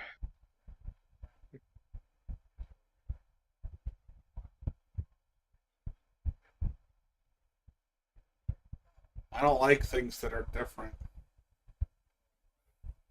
Oh, Noah really identifies with this angry mob. They're not that. what are you angry. talking about? They're like a room temperature mob. They're a mildly annoyed mob. I also love that their only evidence is the car starting on its own. It is weird.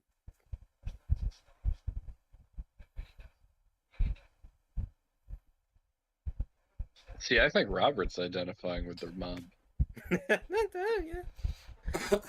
What we're learning is You gotta both admit, of he my is a weird co-hosts would guy. join the mob and lynch people that are different. I didn't. Oh, Whoa! that's John. I didn't say that. This is a family show. Since when?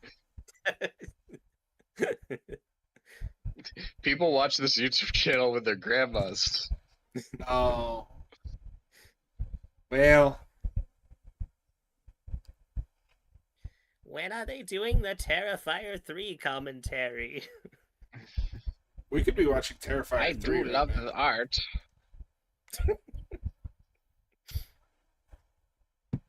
Oh, and this fucking narc.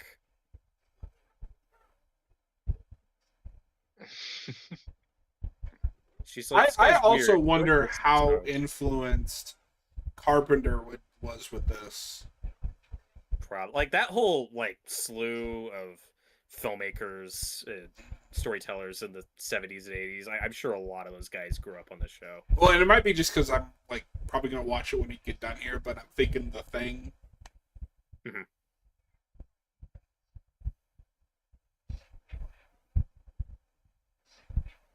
You scared, frightened wabbits, you.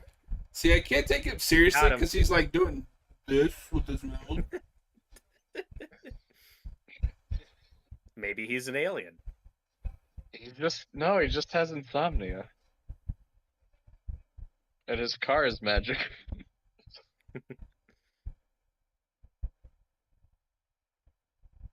Oh, the way they stepped away, I thought there was gonna be like something behind him. There's something behind me, isn't there?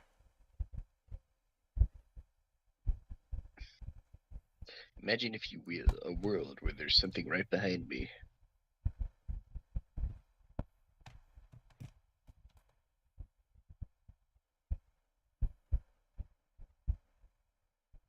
The next time we do one of these, we should try to do that Creep Show series. Yeah, that'd be fun. That show is a Yeah. mixed bag if I've ever seen one. There are some great episodes and some fucking horrible episodes. So it follows those movies. I would love Wait, to do Tales from yeah. the Crypt if it was streaming anywhere, like, easily. We could do the movies. Oh, Demon Knight is on Yeah. Peacock. I want to show that to you guys at some point. I Demon think Knight is peak. That's Billy Zane, right? Yeah. And Jada Pinkett Smith. Something that we ain't don't talk legitimate. about that.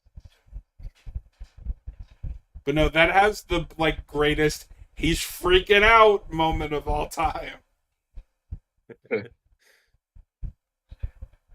Did you guys growing up ever experience like a severe power outage where it went like all night or all day? Yeah. Yes. I've had a few of those. We get a lot of some idiot hit a transformer. In fact, Oh, Robert, that happened the night I was watching that Western movie with Bill Paxton. Or not Bill Paxton. Tombstone. Is it? Oh. Was it? Yeah, Tombstone, I think. Yeah, Bill Paxton's in that. He's Yeah, because remember I told you I got to like the last Yeah. 20 minutes and then my power went out, and then I still haven't finished it. Damn, that movie's peak though. I really liked what I saw of it because that's got Kurt Russell too, right? Yes. Yep. You can keep your mouth shut, No. Charlie.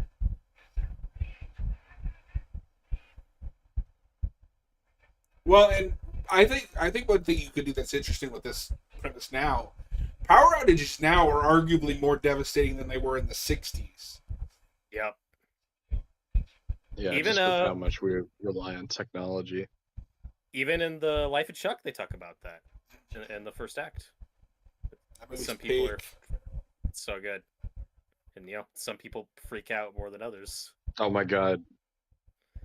Imagine like a modern version of this, but with oh, am I cutting out again? No, I know where you're going. My Oh, dude, favorite part. I was just gonna say like with Matthew Lillard. I don't. Oh, well, that's less funny. Where did you think I was going? No, you do this episode again, but it's just one guy's like fucking Pornhub's down. Fucking Pornhub. That's my favorite part of that scene. That guy just out of nowhere is like, Pornhub is down. Pornhub, fucking Pornhub. Oh wait, that's David Dasmalchian, right? That is. It's Polka Dot Man. Oh yeah. No, Oh, that movie has a crazy cast for how low budget it's it so is. stacked. What kind of radio set you working on, Steve? And if, I just if, think Matthew Lillard. Matthew Lillard is becoming a Finding in regular because he's going to be in a second thing, we live in the best timeline. We do. Oh, yeah. I think he would be good in a cast doing this story. I need him to be the guy that like can't handle living without technology. Just give me Matthew Lillard freaking the fuck out for like an hour.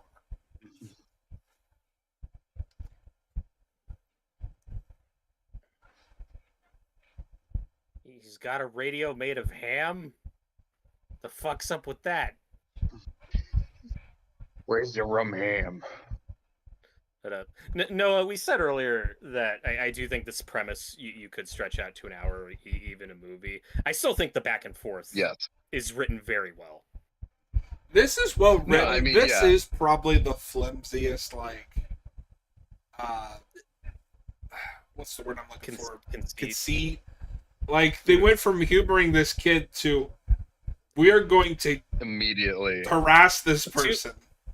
To be fair, you have the weird shit going on with this car turning on, and also like there is a passage of time. Several hours have passed, so I think the escalation is believable enough. I just think it's like constraining, like pushing against the runtime. Like, this needs more time. Mm-hmm. And again, just because of budget things, we couldn't really see it. But remember, this did start with like a weird looking meteor or something going overhead. That's right. Unusual. We the audience don't really John see Carpenter's version of this exact story would have been peak. Yeah, like you said, the paranoia. It's the same thing in the thing. And It's the monster. The titular monster.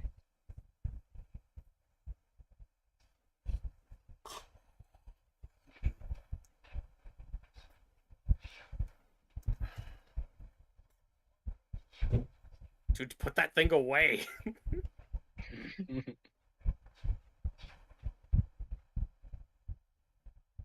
Oh fuck.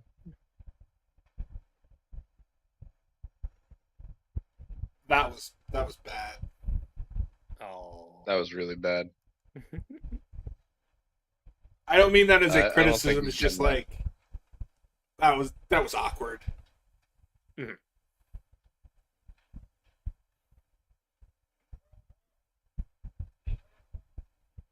That's also a shotgun, not a sniper rifle.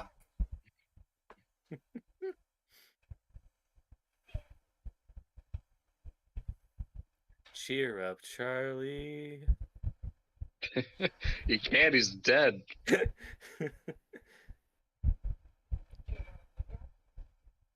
Everything's dark, you moron.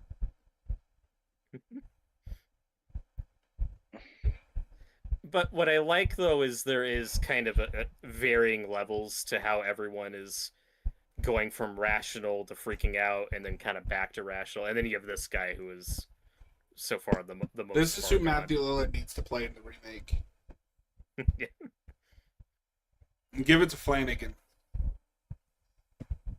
Give it to Flanagan. And now his lights are turning on. That's weird.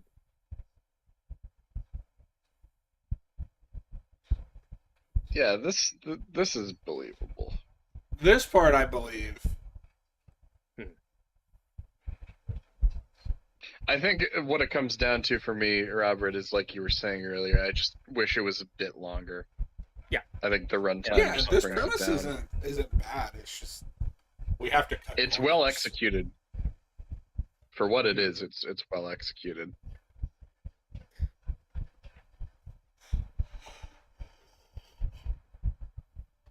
He's freaking out. Yeah, so this is the they're freaking out episode. Yeah, Oh, God. they're freaking out. Now we've become monsters, Noah. Yeah, oh yeah. This is the poster child. Now we're the monsters story. Yeah. It's also just gaslighting the episode. Let's kill the kid. Seems legit.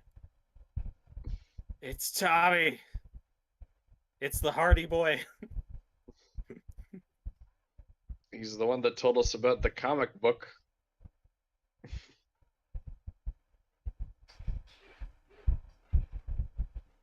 Like, how did he know? He told you it was the comic. It's all part of the conspiracy. Oh, Noah. you know what? This is less the Thing. This is the Mist. Good call. Yes. Yeah. Yeah, which makes me Oh, think God. it's, more Stephen Except it King. won't have as an ending anywhere near as peak as the Mist's ending. This is pretty dark. Well, I don't know don't what know you're if it talking about. reaches No, the the Mist has a happy ending. It's a feel-good Okay. ending. No, that's a family picture. Yeah. Noah, the monster could be him or her. This It is might even be you. that was a real Raimi shot. Might even be you. Yes. No, this montage is great. This is what he meant with the Night of the Living Dead comparisons. Just the tone. Yeah. Oh, I can see and that. And now it's madness. This is madness. Ugh. You're all dumb. There's one guy running, just like holding a stool. Just, I don't know, grab something and look crazy. Oh my god.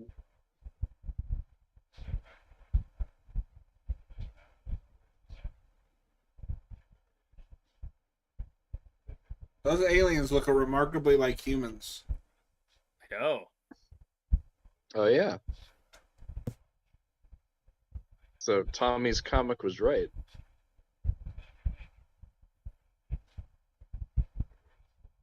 I feel like Maple Street is also a R.L. Stein staple. Like he loves to use Maple Street and stuff. That tracks. It's like an Elm Street kind of thing. Like this could happen in anyone's neighborhood. Well, you know, Noah, every town has an Elm Street. Every town has an Elm Street. It's funny. A lot of episodes of the show, we haven't seen any yet, but we'll resort to, like a nuclear war. That, of course, comes up a lot in this series.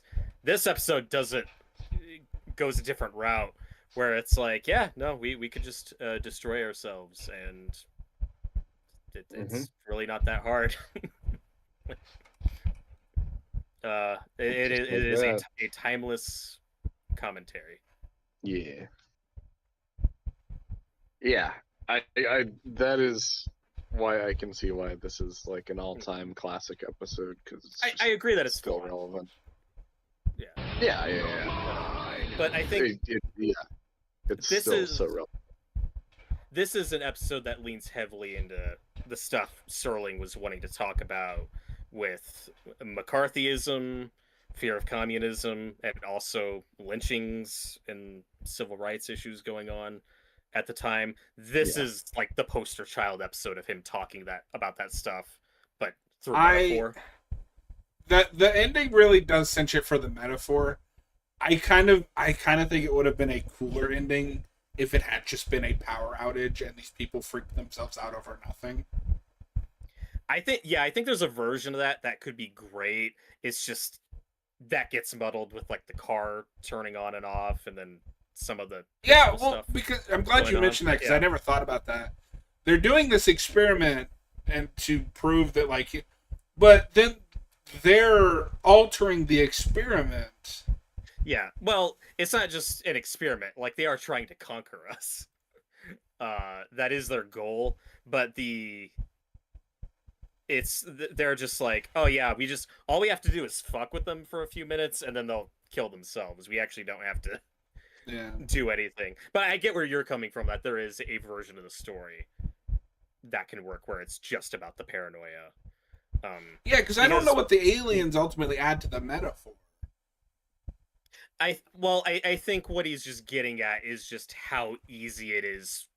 What a big thing they're talking about is manipulation, and how easily we can be manipulated. And unfortunately, I think in 2025 this is still very relevant.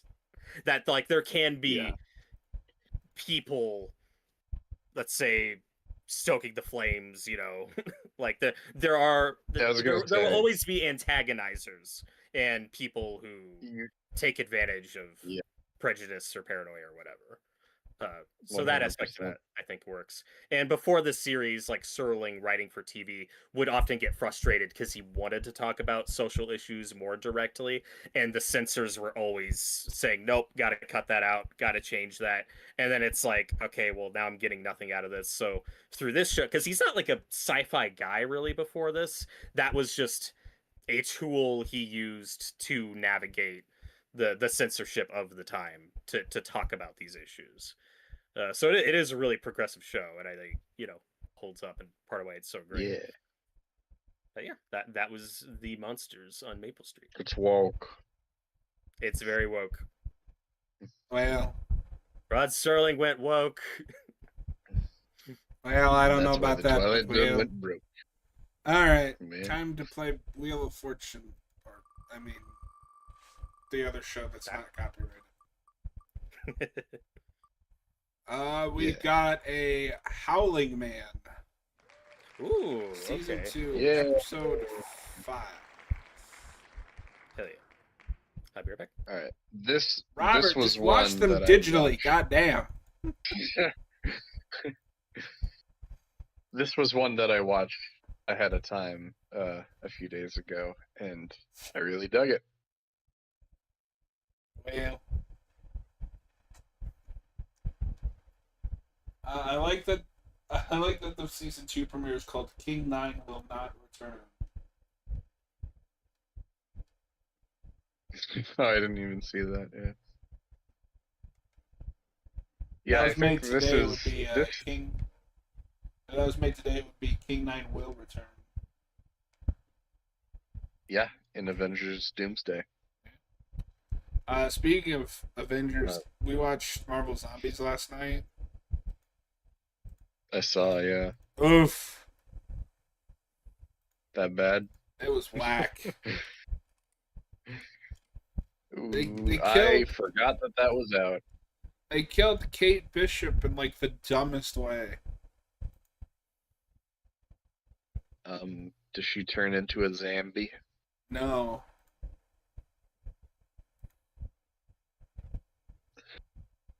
Yeah, I'm not following the new Disney Plus shows. I always forget what's out now. I'm gonna send it to you in a DM so that I don't spoil the whole thing.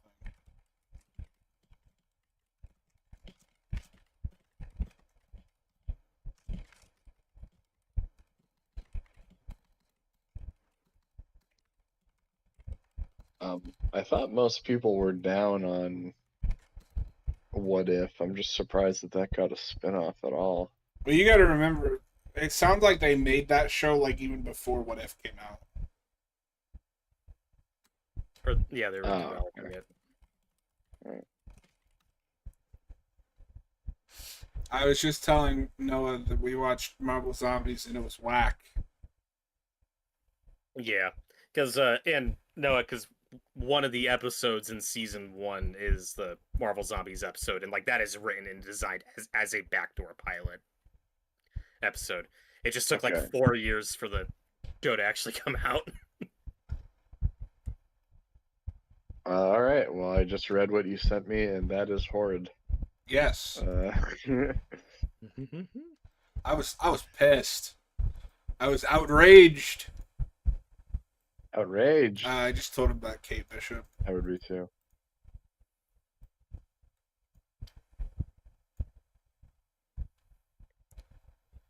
All right, season The 2, Howl. episode 5, The Howling Man. Not to be confused with the Joe Dante film, The Howling. Not to be confused with the superior sequel, The Howling 2, Your Sister's the Werewolf. AKA Sturba Werewolf Bitch. Yeah. In 3, 2, 1, go. This is one of my dad's favorite episodes. So, yeah, I'm looking forward to rewatching. So you're saying I should be extra difficult, say it's bad at the start. Yep. It's dumb and bad. No, this episode definitely has some goofy stuff to it, but it's another one that I think is a really great premise. Noah, I just heard you a second ago. Was this your first time watching this episode, or was this just a rewatch for tonight? I watched this episode for the first time a few days ago, and I really dug it. Cool. You're gonna be like, this episode sucks. I hope the wheel doesn't land on it. Hold on, this guy's not Rod Serling. Oh, that's just a guy.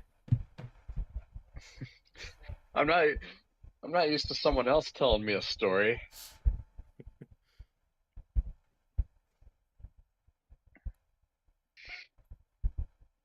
No, this one's really That lightning cinematic. looks incredibly fake. That is true. But I love it. Yeah, so as soon as this episode started, I was like, I love the vibe of this. It's very Universal Monsters. Yes. I'm This so might down be with a it. better Wolfman movie than The Wolfman. Well, you'll see.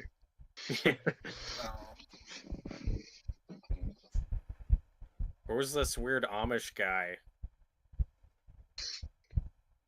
It's Weird Al from the Amish Paradise video. In the next Twilight Zone reboot, can we make Weird Al the narrator? But he plays it completely straight. I love that.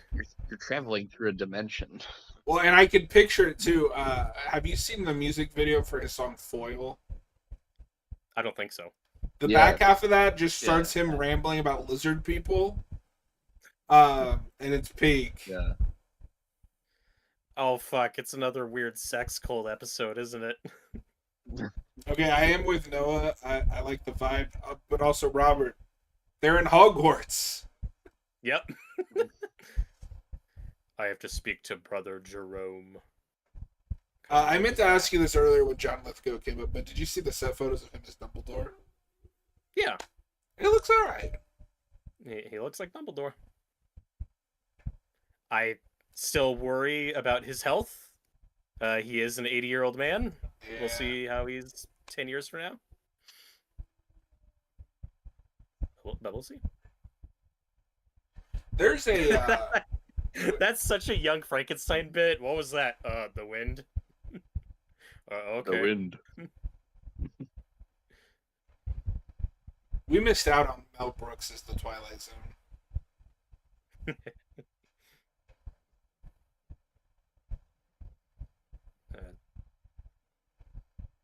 Oh my God! Is that Charlton Heston as Moses? Yeah. My grandma had that movie on VHS tape. Oh my God! That had been Yeah. like 4 tapes. It was 4 tapes. I put one on because I was curious. It's like Jesus. I was like 8. I was like, this is the most boring fucking thing I have ever seen. Watch The Prince of Egypt. It's like 90 minutes. But funnily enough, And it's animated. another thing that I had on my parents had on VHS tape that was 4 tapes was The Stand that you and I watched. Mm. That's how I originally watched that. It was on 4 VHS tapes.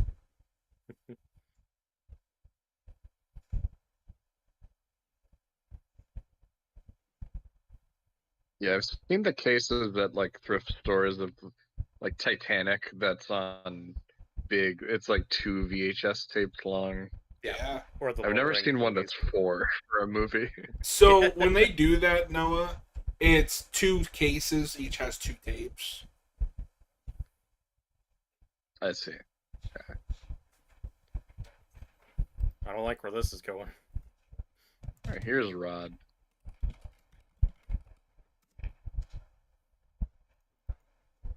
Whoa. Well, Rod jump scare. Yeah, so this was the start of the era where they tried to have a shot of him just like appearing within the frame of the episode.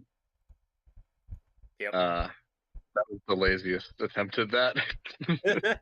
Well, and for the first 10 or 15 episodes of season 1, he doesn't appear at all, like in the Monsters on Maple Street one. You just see him at the Yeah. end for the ad read.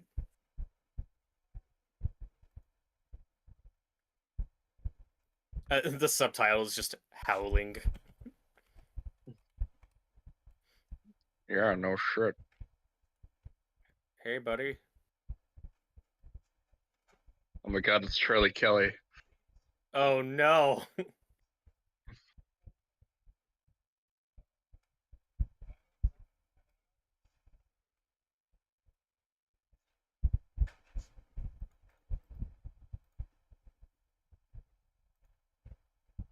And this is another Charles Beaumont episode adapted from one of his short stories. No, I sent you a picture of what a 4 VHS tape set would look like. Okay. John, it's like that the Lighthouse collection you have, but it's just 4 VHS tapes stacked Yeah. up like this. So you're like, where the fuck do I put this? I mean, you're not wrong. I should have put it in our group chat, but here, Robert. That's not it. Invincible season 4 got cat. Oh, I thought you were gonna say canceled, and I was like, oh god. No, I'd be pissed. With a chipper tone. Invincible season 4 got canceled. Oh no. I gotta catch up on that show. Yeah, you do, you fraud. Yeah.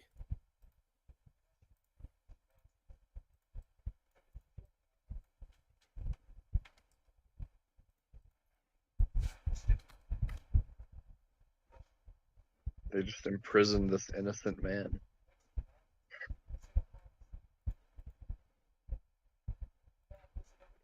Oh my god. That's a lot of The Stand.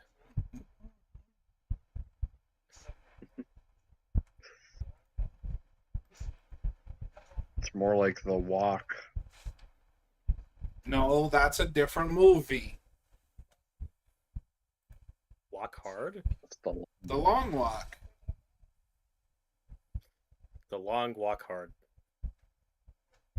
And we haven't gotten there yet in our series playthrough, but this is also giving me some Resident Evil Village vibes. These people are weird. Oh yeah. Don't say that. Why say that? Where are the women? The worst part about this episode, Is the hypocrisy. the worst part is that it doesn't have the giant lady from Resident Evil Village.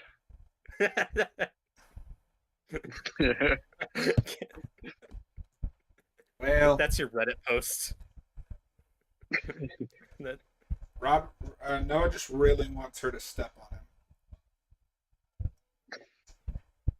I didn't say that.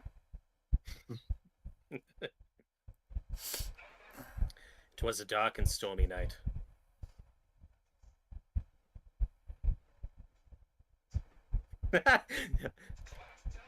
That's a response you should see more. My son, I'm not your son, weirdo. Stop talking to me, old man.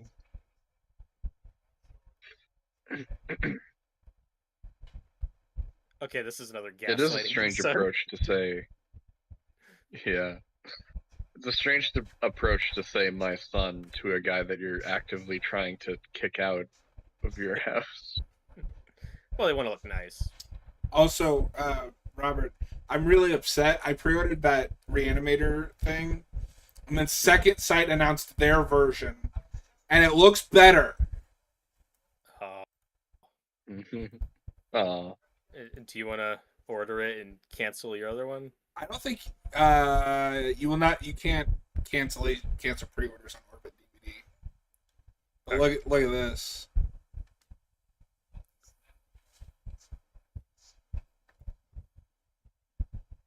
Yeah, that's awesome. I am upset. I'm enraged. So I think they're who did that Dawn Also of the love all Dead. the. Oh, my In the Mouth of Madness 4K is shipped. Oh my god. Let's go.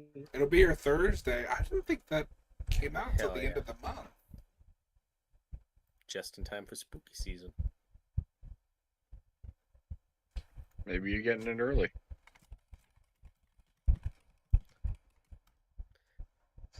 He's like, well, I did. I also love. Oh, yeah, go on, Noah. Well, I was just gonna say I love the Dutch angles in this episode. Yes. A lot of Dutch angles. Yeah, release date on Like the Arrow's constantly website is shifting. October 28th. Wild. Cool. John's like, I did sign my name in blood for that weird guy a few weeks ago, and I didn't know what was going to come from that, but, I'm getting In the Mouth of Madness early. Cool. Yeah, that's fine. It's worth it. I accept that. In fact, he looked a lot like this guy with the beard. Oh, no. There was no man in that cell. Oh shit! He just stares at it first. Yeah, Solid for minute. uncomfortably long time. It was the devil.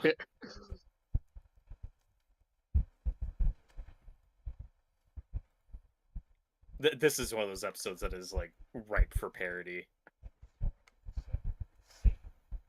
Yeah, it even has the trope of lightning striking after something dramatic's been said. Yeah. They make fun of Young Frankenstein a lot. I love it though. Well, at least he's being honest. Like, yeah, we got the devil. We locked him up. You can believe me if you want, but we do have the devil in there. Oh fuck! The angle's getting Dutchy. Yeah, I don't like that blocking. You don't see that a lot. Usually, there's like a hard cut to a Dutch angle. I don't see this a lot, where it like starts normal and then the camera like slowly turns as it gets more intense. That's kind of cool. It does that a lot in this episode. It's Yeah. really cool every time.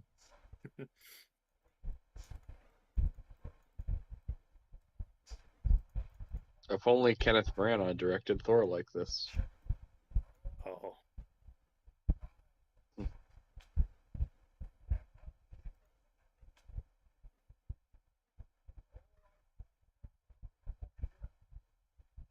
So I don't know. If you were in this situation, would you believe this guy? No. I think Robert would. You're in a gothic castle. You're in a strange place. I don't know. I I think might believe it's the devil. I think I'd rather be at the castle in the Rocky Horror Picture Show dealing with these weirdos. Yeah, at least they're having fun there. Yeah. It was the Why is Moses here? That's my question. Because we're watching the Ten Commandments. No. Okay.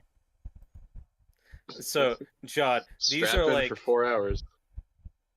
So these are like monk-like people, but we don't want to be too direct in any.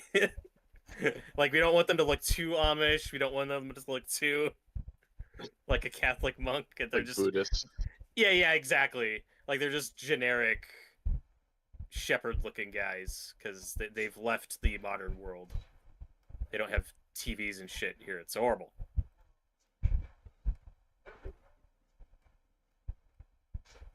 I like that they all have canes like that.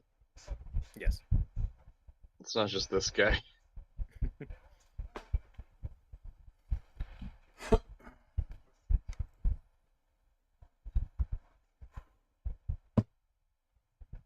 Oh fuck! Did I walk into the Wicker Man?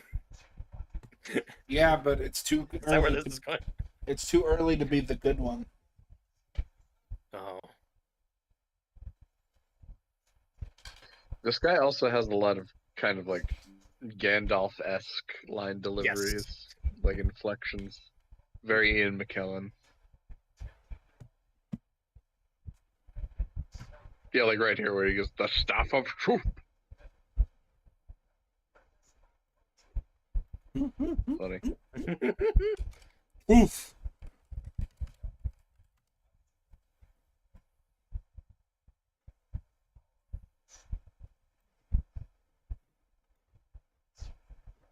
And that might be John Carradine, the father of David Carradine and Keith Carradine. Oh. Yeah, this guy played Dracula in House of Frankenstein and House of Dracula. Is that the Universal one? Yeah. Those are the ones where they didn't bring back Lugosi. I it's think a I've bore. seen House of Frankenstein because that's the one with Igor. No, that's you're thinking of Son of Frankenstein or Ghost of Frankenstein. Okay, maybe it was Son then. Igor's peak. They tried to hang me. Don't stand so close to him. Oh God. I don't like where this is going. Oh my. Okay, so our protagonist here, the guy on the left, that actor is still alive. He is 98 years old. Wow. Breaking news: man is still alive. That's gonna date this commentary. Well,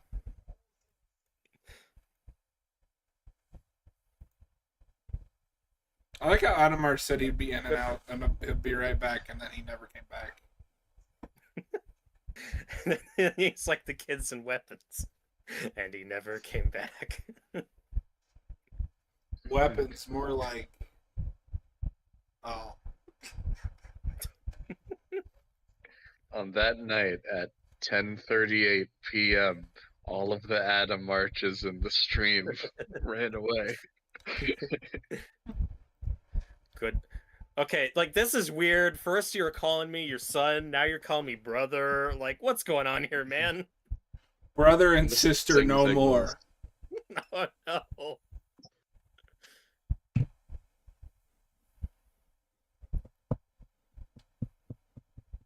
Tell that lightning to shut up.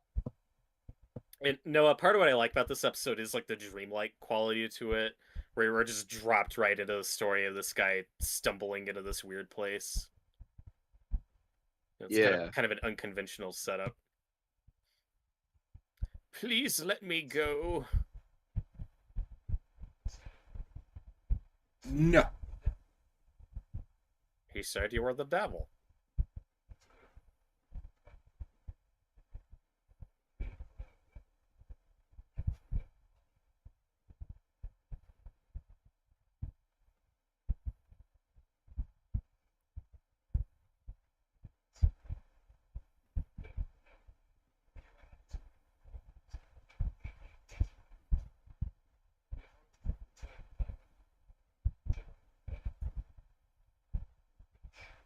He's mad. Oh god. See, this guy has a bit of a different accent than the other monk. I'm not sure if they're fully like agreed upon, like of what like region they're supposed to be from. Yes.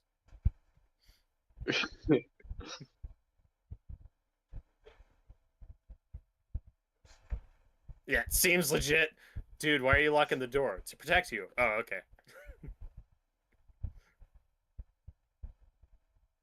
And you also you didn't think that this guy would steal the key. It's like that scene with Davy Jones, but this guy doesn't have a squid face, so it's a lot easier. It's a lot easier. His beard still moves though. Well, Well, I don't know So- about that, but well. John, call it. Who's are they lying? Is he the Are they devil? telling the truth? I feel like with this setup, they could be telling the truth, and the twist is he should have believed them.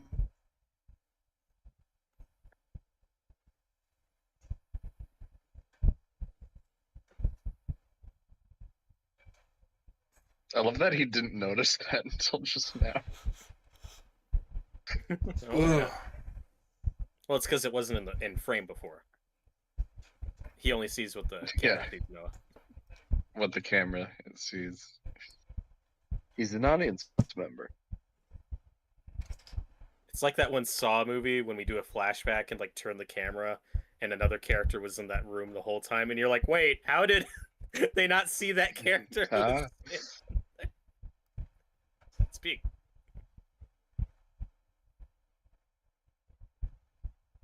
Uh-oh.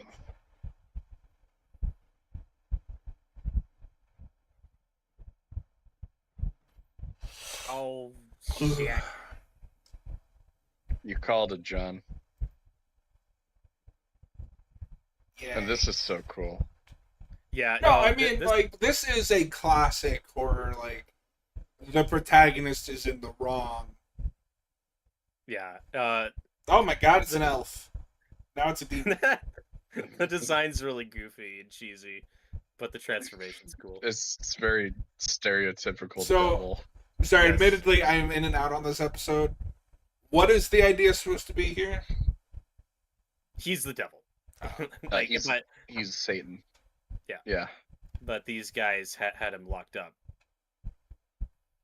and it's very much like a Garden of Eden metaphor, right? Like don't eat from the apple Don't read from the type book. thing. Noah, Yeah. why did you read from the book?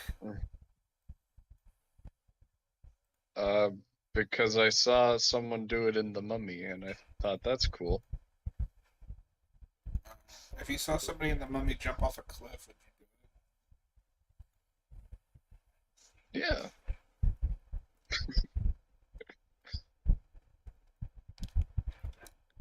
It's like, well, I really fucked up. This ending's great though. This is a really great epilogue. I love it.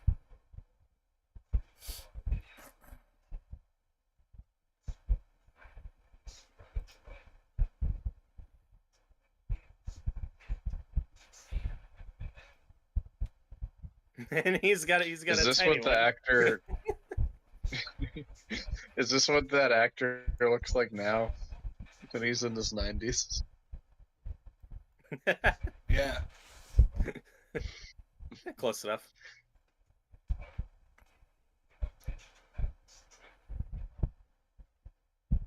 I don't know why he feels like he can trust like this, or that this woman will believe him. I think That's he's the really one far thing gone. about this ending. Yeah, yeah.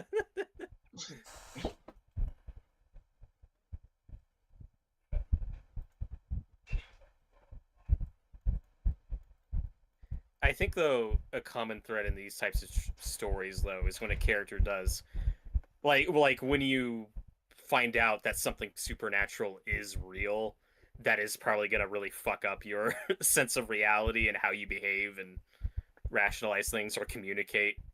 True. It's not people. reality. Don't Yeah. let it. And it's just, you know, the idea of like evil always being out there and like history Yes. repeating itself. The Yeah, exact 'cause- same thing happening with the monks happening again. Because what they present in the episode, John, is like the Great War happened and everything was fucked, but we found the devil, we captured him, and then there was peace for a while. But now it's the cycle begins in you. But yeah, and that's one that I think I'd love to see a remake of because there were some changes that the writer wasn't happy with. For one thing, in the original short story, it is more ambiguous if that guy's really the devil or not. So that's a version I think could work. That could be cool. But I get for this show why you'd want to be more explicit about that. But also, so Noah, like the goofy staff, used to keep him at bay. Yeah. And the original idea is in the story, it's actually a cross, and then that makes way more sense. Yeah. But that was a censorship issue of, we don't want anybody. We don't want anybody. Right. We don't want angry letters and backlash. So the staff is like a compromise for something more generic and not so specific. Yeah.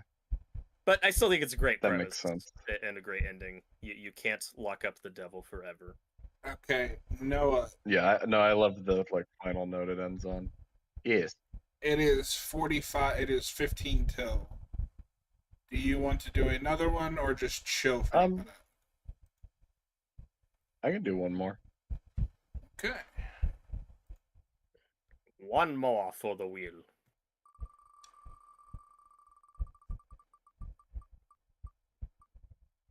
We've got 5 characters in search of an exit. Oh my god. Okay, yeah. Cool. That is Noah's other suggestion. Yeah. My other We pick. did it. I was gonna be upset if it wasn't. That's why Noah wanted to do one more in the hopes that it'd be that one. God damn it, Robert.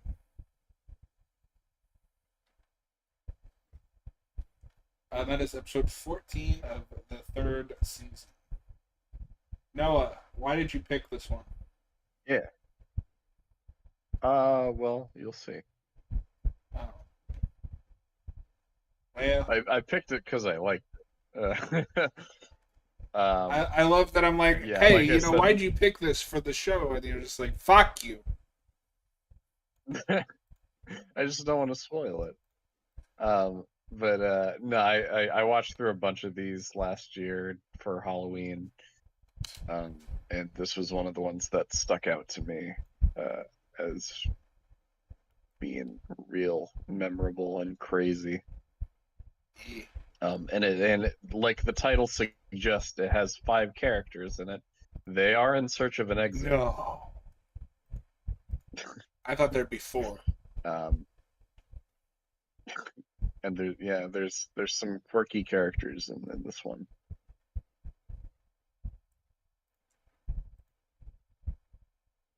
Oh! Criterion's put out the Cronenberg A History of Violence. Oh hell yeah! I still gotta see I that. like that. I liked that movie. I might have to pick that up.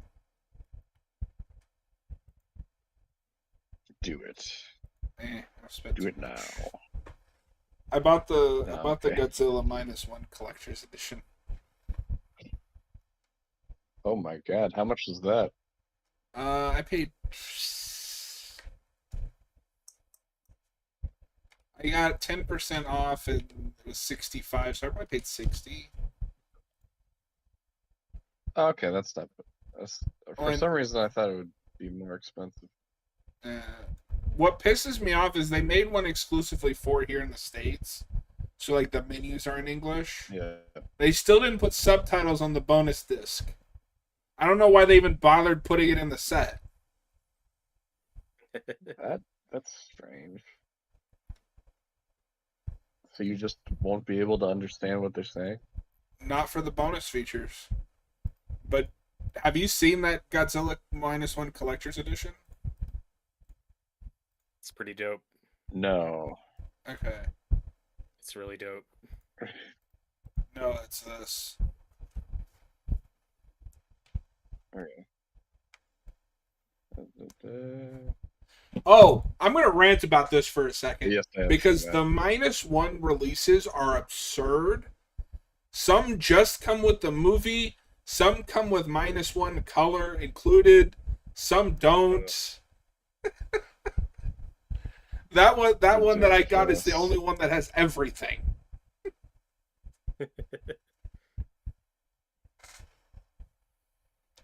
Or no, sorry. You got to get the complete package. Okay, so they have the Steelbook, which just comes with -1. They have the watch along version, which comes with -1, and the English dub, if you want that. Which I would like to have just for when I want it. But the watch along version is the only version that includes the English dub. Neither of those two include -1 color. Or minus color, whatever.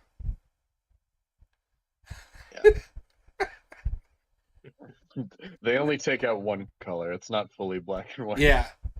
But then Minus one the color. $65 one doesn't come with the English dub, but it comes with everything else.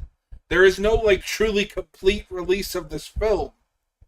It is absurd. Well, you just gotta collect them all, John. No. Gotta catch him all. Anyway, Gotta catch all the Zillas. is Right. everybody at I am timestamp at- at 0? Yeah, I'm ready. Yeah. In 3, 2, 1, go. Oh my god, we got this intro, by the way. Wait! Stop. Hold on. No, this might shit. be my favorite intro of them. So I think they did have a different one per season. Paramount Plus really wants Yeah. me to watch From Dusk Till Dawn.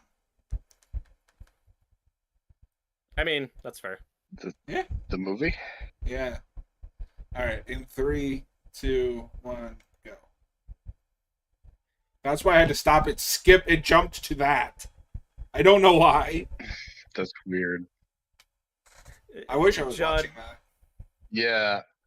Robert, I think my favorite intro is the season 5 intro, but this one's cool. The scary door. Yeah, yeah, because it's the scary door intro.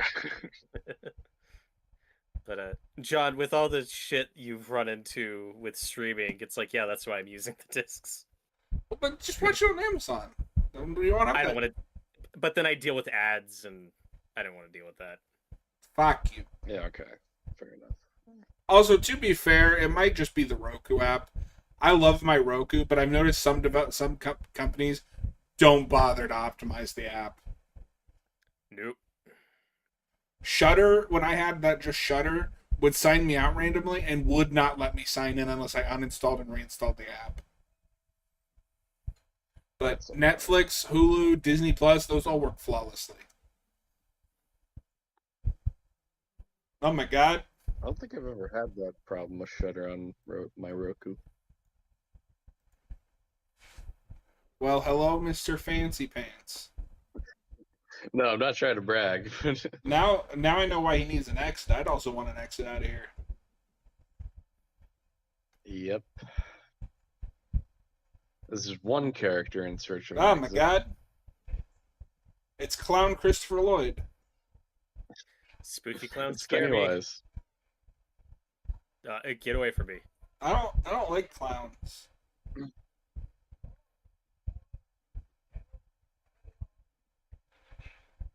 Stop waving your hand like that. Now Noah, this both is of the beginning of a Saw movie. Yeah. No, both of the episodes you suggested, I rewatched this week because with the silence, I was like, wait, have I seen this? And then 5 minutes in, I was like, yep, I've seen this. This Yeah, one, I didn't have that. It wasn't until the very end where I was like, okay, maybe I did see this before, like 15 years ago or so, but I did not call the twist, so that was fun. Interesting. So I think Yeah, I've seen this, I- but it's been a really long time. I want to say this is an episode with a famous twist, but I didn't see it coming when I first watched it. What? You didn't see that coming? No, I didn't, Quicksilver. This also kind of reminds me of it's not the exact same premise, but this reminds me of an episode of Star Trek, Okay, Mike. TNG, where Picard is like trapped in a room with like different aliens, and they have to all work together to get out. No, it just keeps championing that bad television show. Oh. This is just another timeless premise of you just got a bunch of characters and one room, and what do they do? How do they get out? What are they in search of?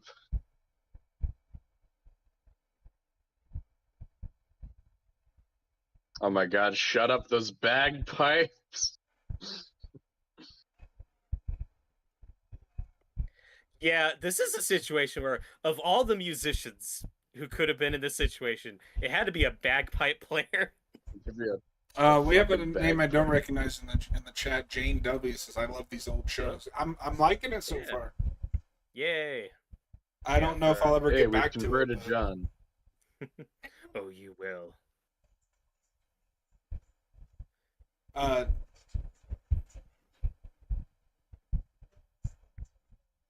This lady's weird.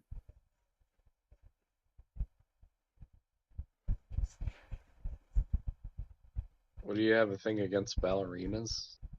Yes. No, this also reminds me of a Doctor Who episode, but I can't think of any specific ones. So, like, this is the setup for Yeah. a Doctor Who episode. I feel like there is one like that. I can't remember though.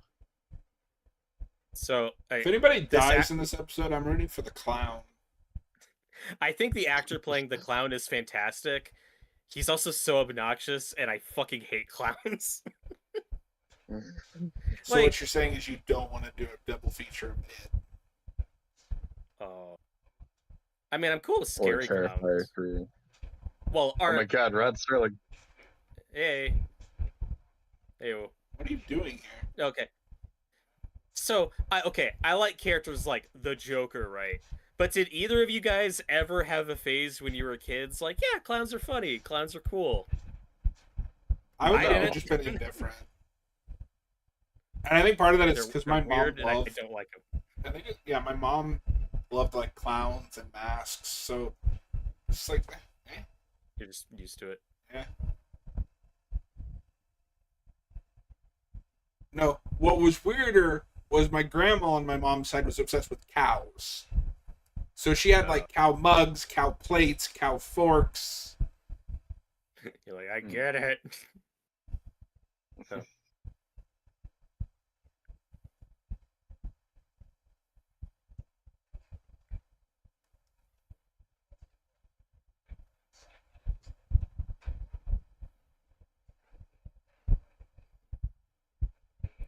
But this is another episode where it's just a bunch of people talking to each other, and you got really good dialogue. You're just watching it from the banter Give- back and forth. And he's Give it freaking to out. Flanagan. Flanagan would be great for this material. Flanagan would kill this clown. I support it. Well, the last episode we did, the Howling Man, it's like that one surprises me has never been remade, and I think that's unfortunate. I think that one you could do a cool update on, but I'm definitely interested in the Forrest Whitaker Monsters of Dew and Maple Street one.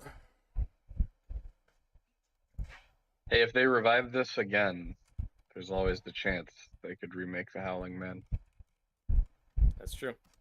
Well, and with the movie, the early '80s movie, which was kind of a flop for several reasons, I wonder if the plan was, Yeah. we'll make sequels and then just keep doing, new segments and remakes, and instead that movie turned out the way it did. And then you get the TV reboot. A few Trivia years for later. you guys.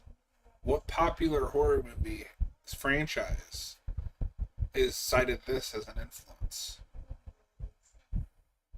I don't know. This specific episode or Yee. the Twilight? Oh, John Saw. Saw. Oh, just tell us. Terrifier. Oh, Weird. interesting. Specifically for the clown? I don't know. Just Damien Leone apparently has cited this as an inspiration. Interesting. Noah and I were nervous because we're like, John, are you stop reading stuff about this episode? Well, no, just the legacy. There's no Don't plot. spoil it. There's Yeah, no yeah, plot yeah. details in it. However, we joked about Saw. This was reported as an inspiration for the movie Cube, which That's is where I thought you were also going. very Yeah. Saw. And I still need to see Cube, but I've heard it's great. It's pretty good. The sequels. Oh, and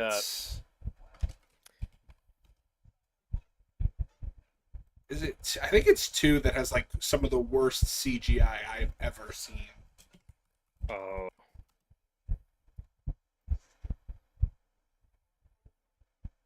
We're doing the Cube movies. Right now.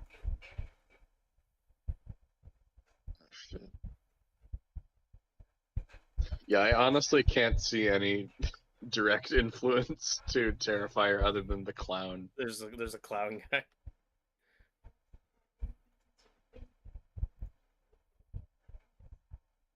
I guess his personality is kind of like Art a bit, except Art doesn't speak.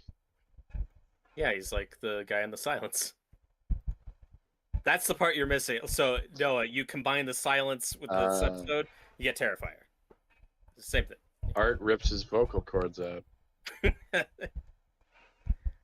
Another thing I wanted to mention though, with me watching these on disc, is so I actually got this Blu-ray set pretty recently of the complete series, and it was in a nightmare of a case. It's like 26 discs crammed into one case.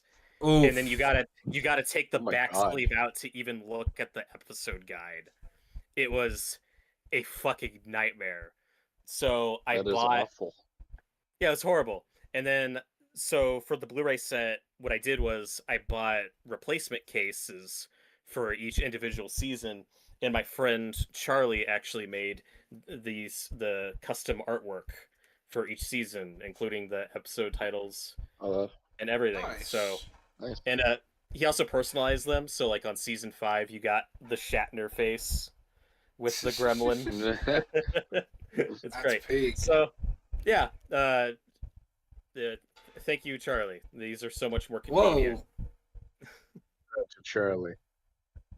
I was looking into getting a custom steelbook for my release of Sinners, but apparently those take Oh. like months to get shipped and delivered. Oh yeah, It's not worth it. because my friend Charlie is somebody who has such a massive movie collection. The way he downsizes is he'll make custom cases and custom artwork for like long series and sequels and stuff, and just put them all like the Psycho sequels. He put them all into just one case and made custom artwork for it. So that's a way he deals with shelf space. I'm not there yet, but it'll happen. I own a lot of stuff. Well,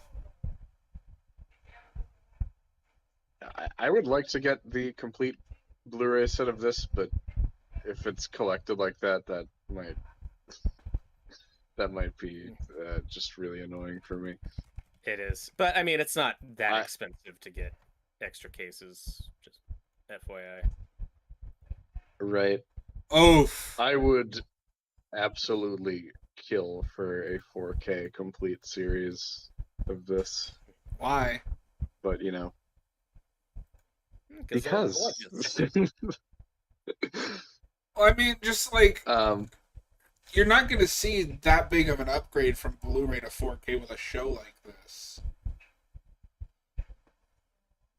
I don't know. But yeah, I mean, he also doesn't own it at all, so I get it.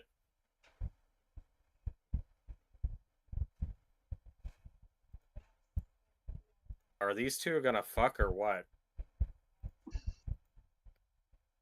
It looks. They do have one on here that looks more like it's easier to get to. It's got each season in its own box and everything. Oh, cool. Because, yeah, when they first put the show out on Blu-ray, they had each season in their own individual cases. But when I bought it, it was just the cheapo, just, all the discs into one case. Fuck you. Then buy the better one next time. Well, it was cheaper by, like, a lot No. at the time.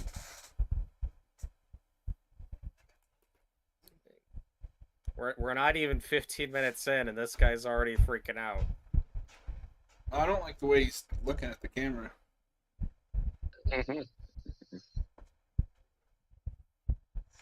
Part of the fun of this episode is just the different personalities, and some people have already reached acceptance with their situation. Well, and it makes then, sense yeah, that the this military guys like we have to get out of here. Yeah.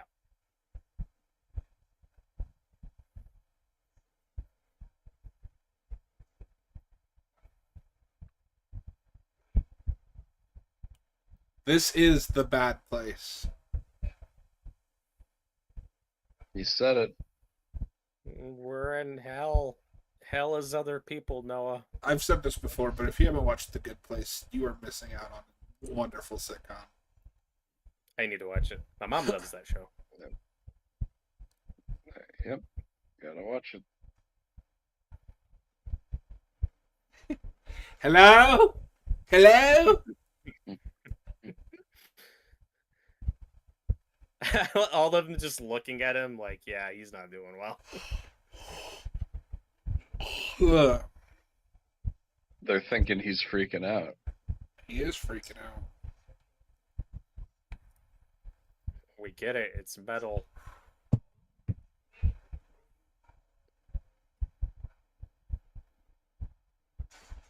Well,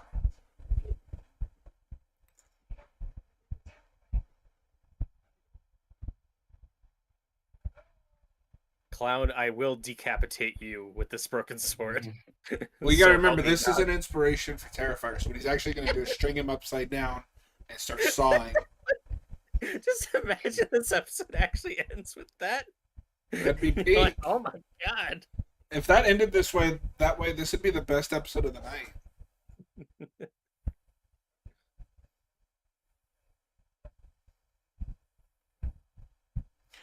Real quick, because this just came to mind. You talking about how this was shot on film, and I was reading about the '80s show. People complain about like the DVD releases. Apparently, that was shot on film, and then transferred to video stock for all the effects and everything. So there is no film transfer of that show. So what you get is what you get. Damn. So that's a DS9 situation. Yeah. That's the exact same thing. Yeah, that show's only on DVD because of that. That blows. And I know for some older shows, like I know there are lost episodes of stuff like Doctor Who, the old run, where they're lost because they would just use the same videotape and tape over them when creating new episodes, and then whoops. Yeah. Well, that doesn't exist anymore. Well, and I was watching part 2 of Camp Crystal Lake Memories, so I've just kind of been listening to those like as podcasts, and they talked about how Paramount just threw all that cut shit in the trash. Tragic. That might be the biggest tragedy in cinema.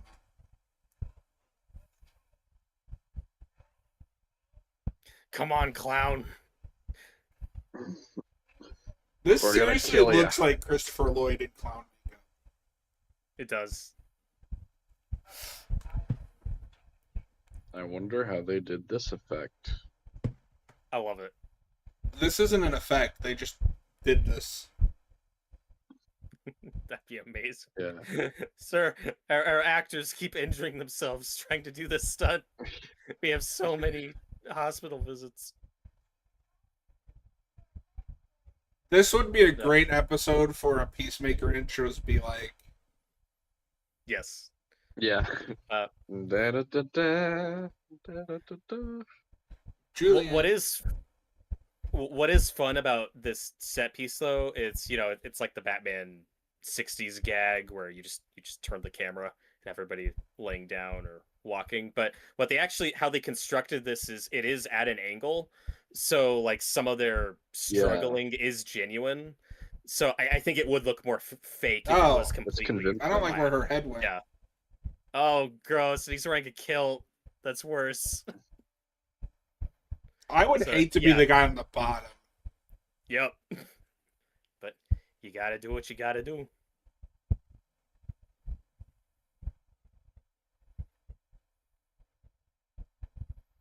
Now throw him. Just jump. Seriously, just jump. You're like right there. To be fair, it's not like she can bend her knees.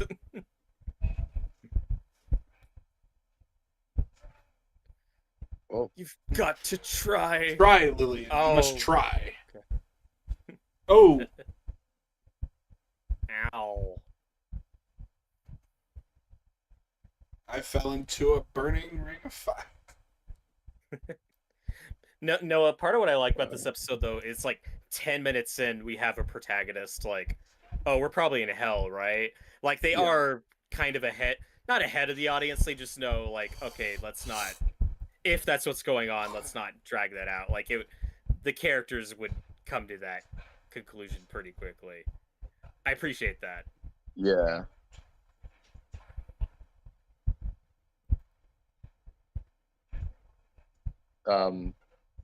Yeah, and I mean it goes in an interesting direction too after that. Yeah.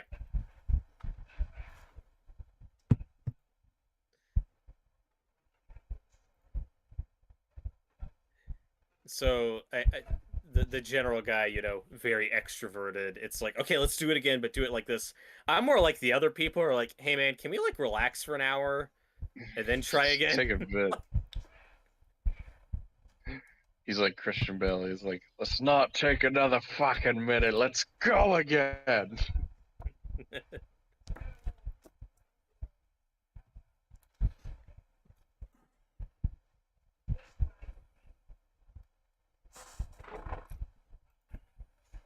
Bro thinks he's Batman.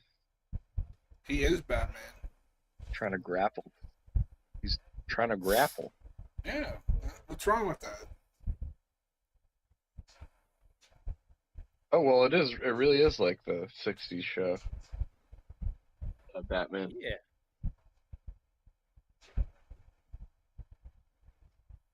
Also, stop holding that sword by the... Hold it by the handle, you idiot. Well,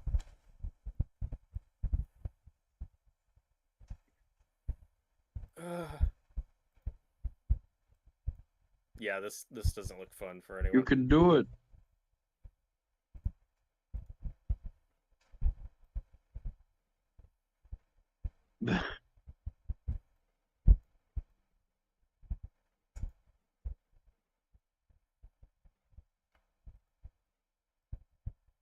Come on, man. I don't see this ending well.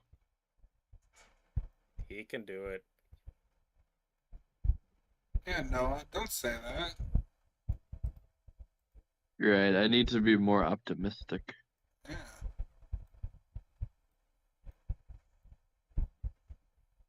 It does a good job making you like anxious to see, what's Like gonna be on what's the other over side. there.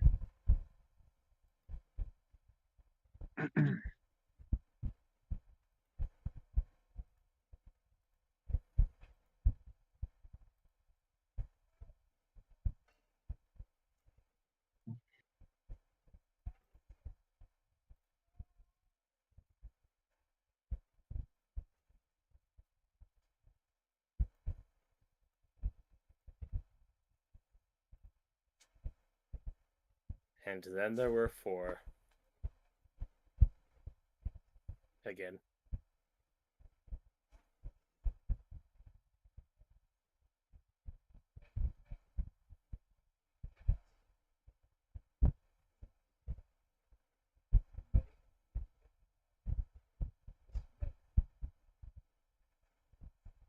Oh my god. Whoa.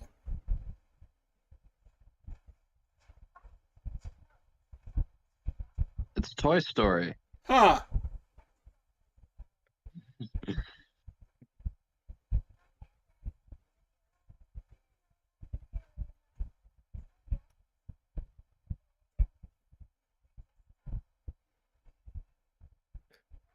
That was neat. Yeah, no, I didn't see that coming when I first saw this. It's nice to be surprised by a twist. Oh my god. It's so creepy. These are fucking creepy. I don't like that. Robert, there's one in your house right now. Yeah. Robert, I don't like this doll. Robert, Yeah, South Carolina is gone. perhaps they are unloved only for a moment.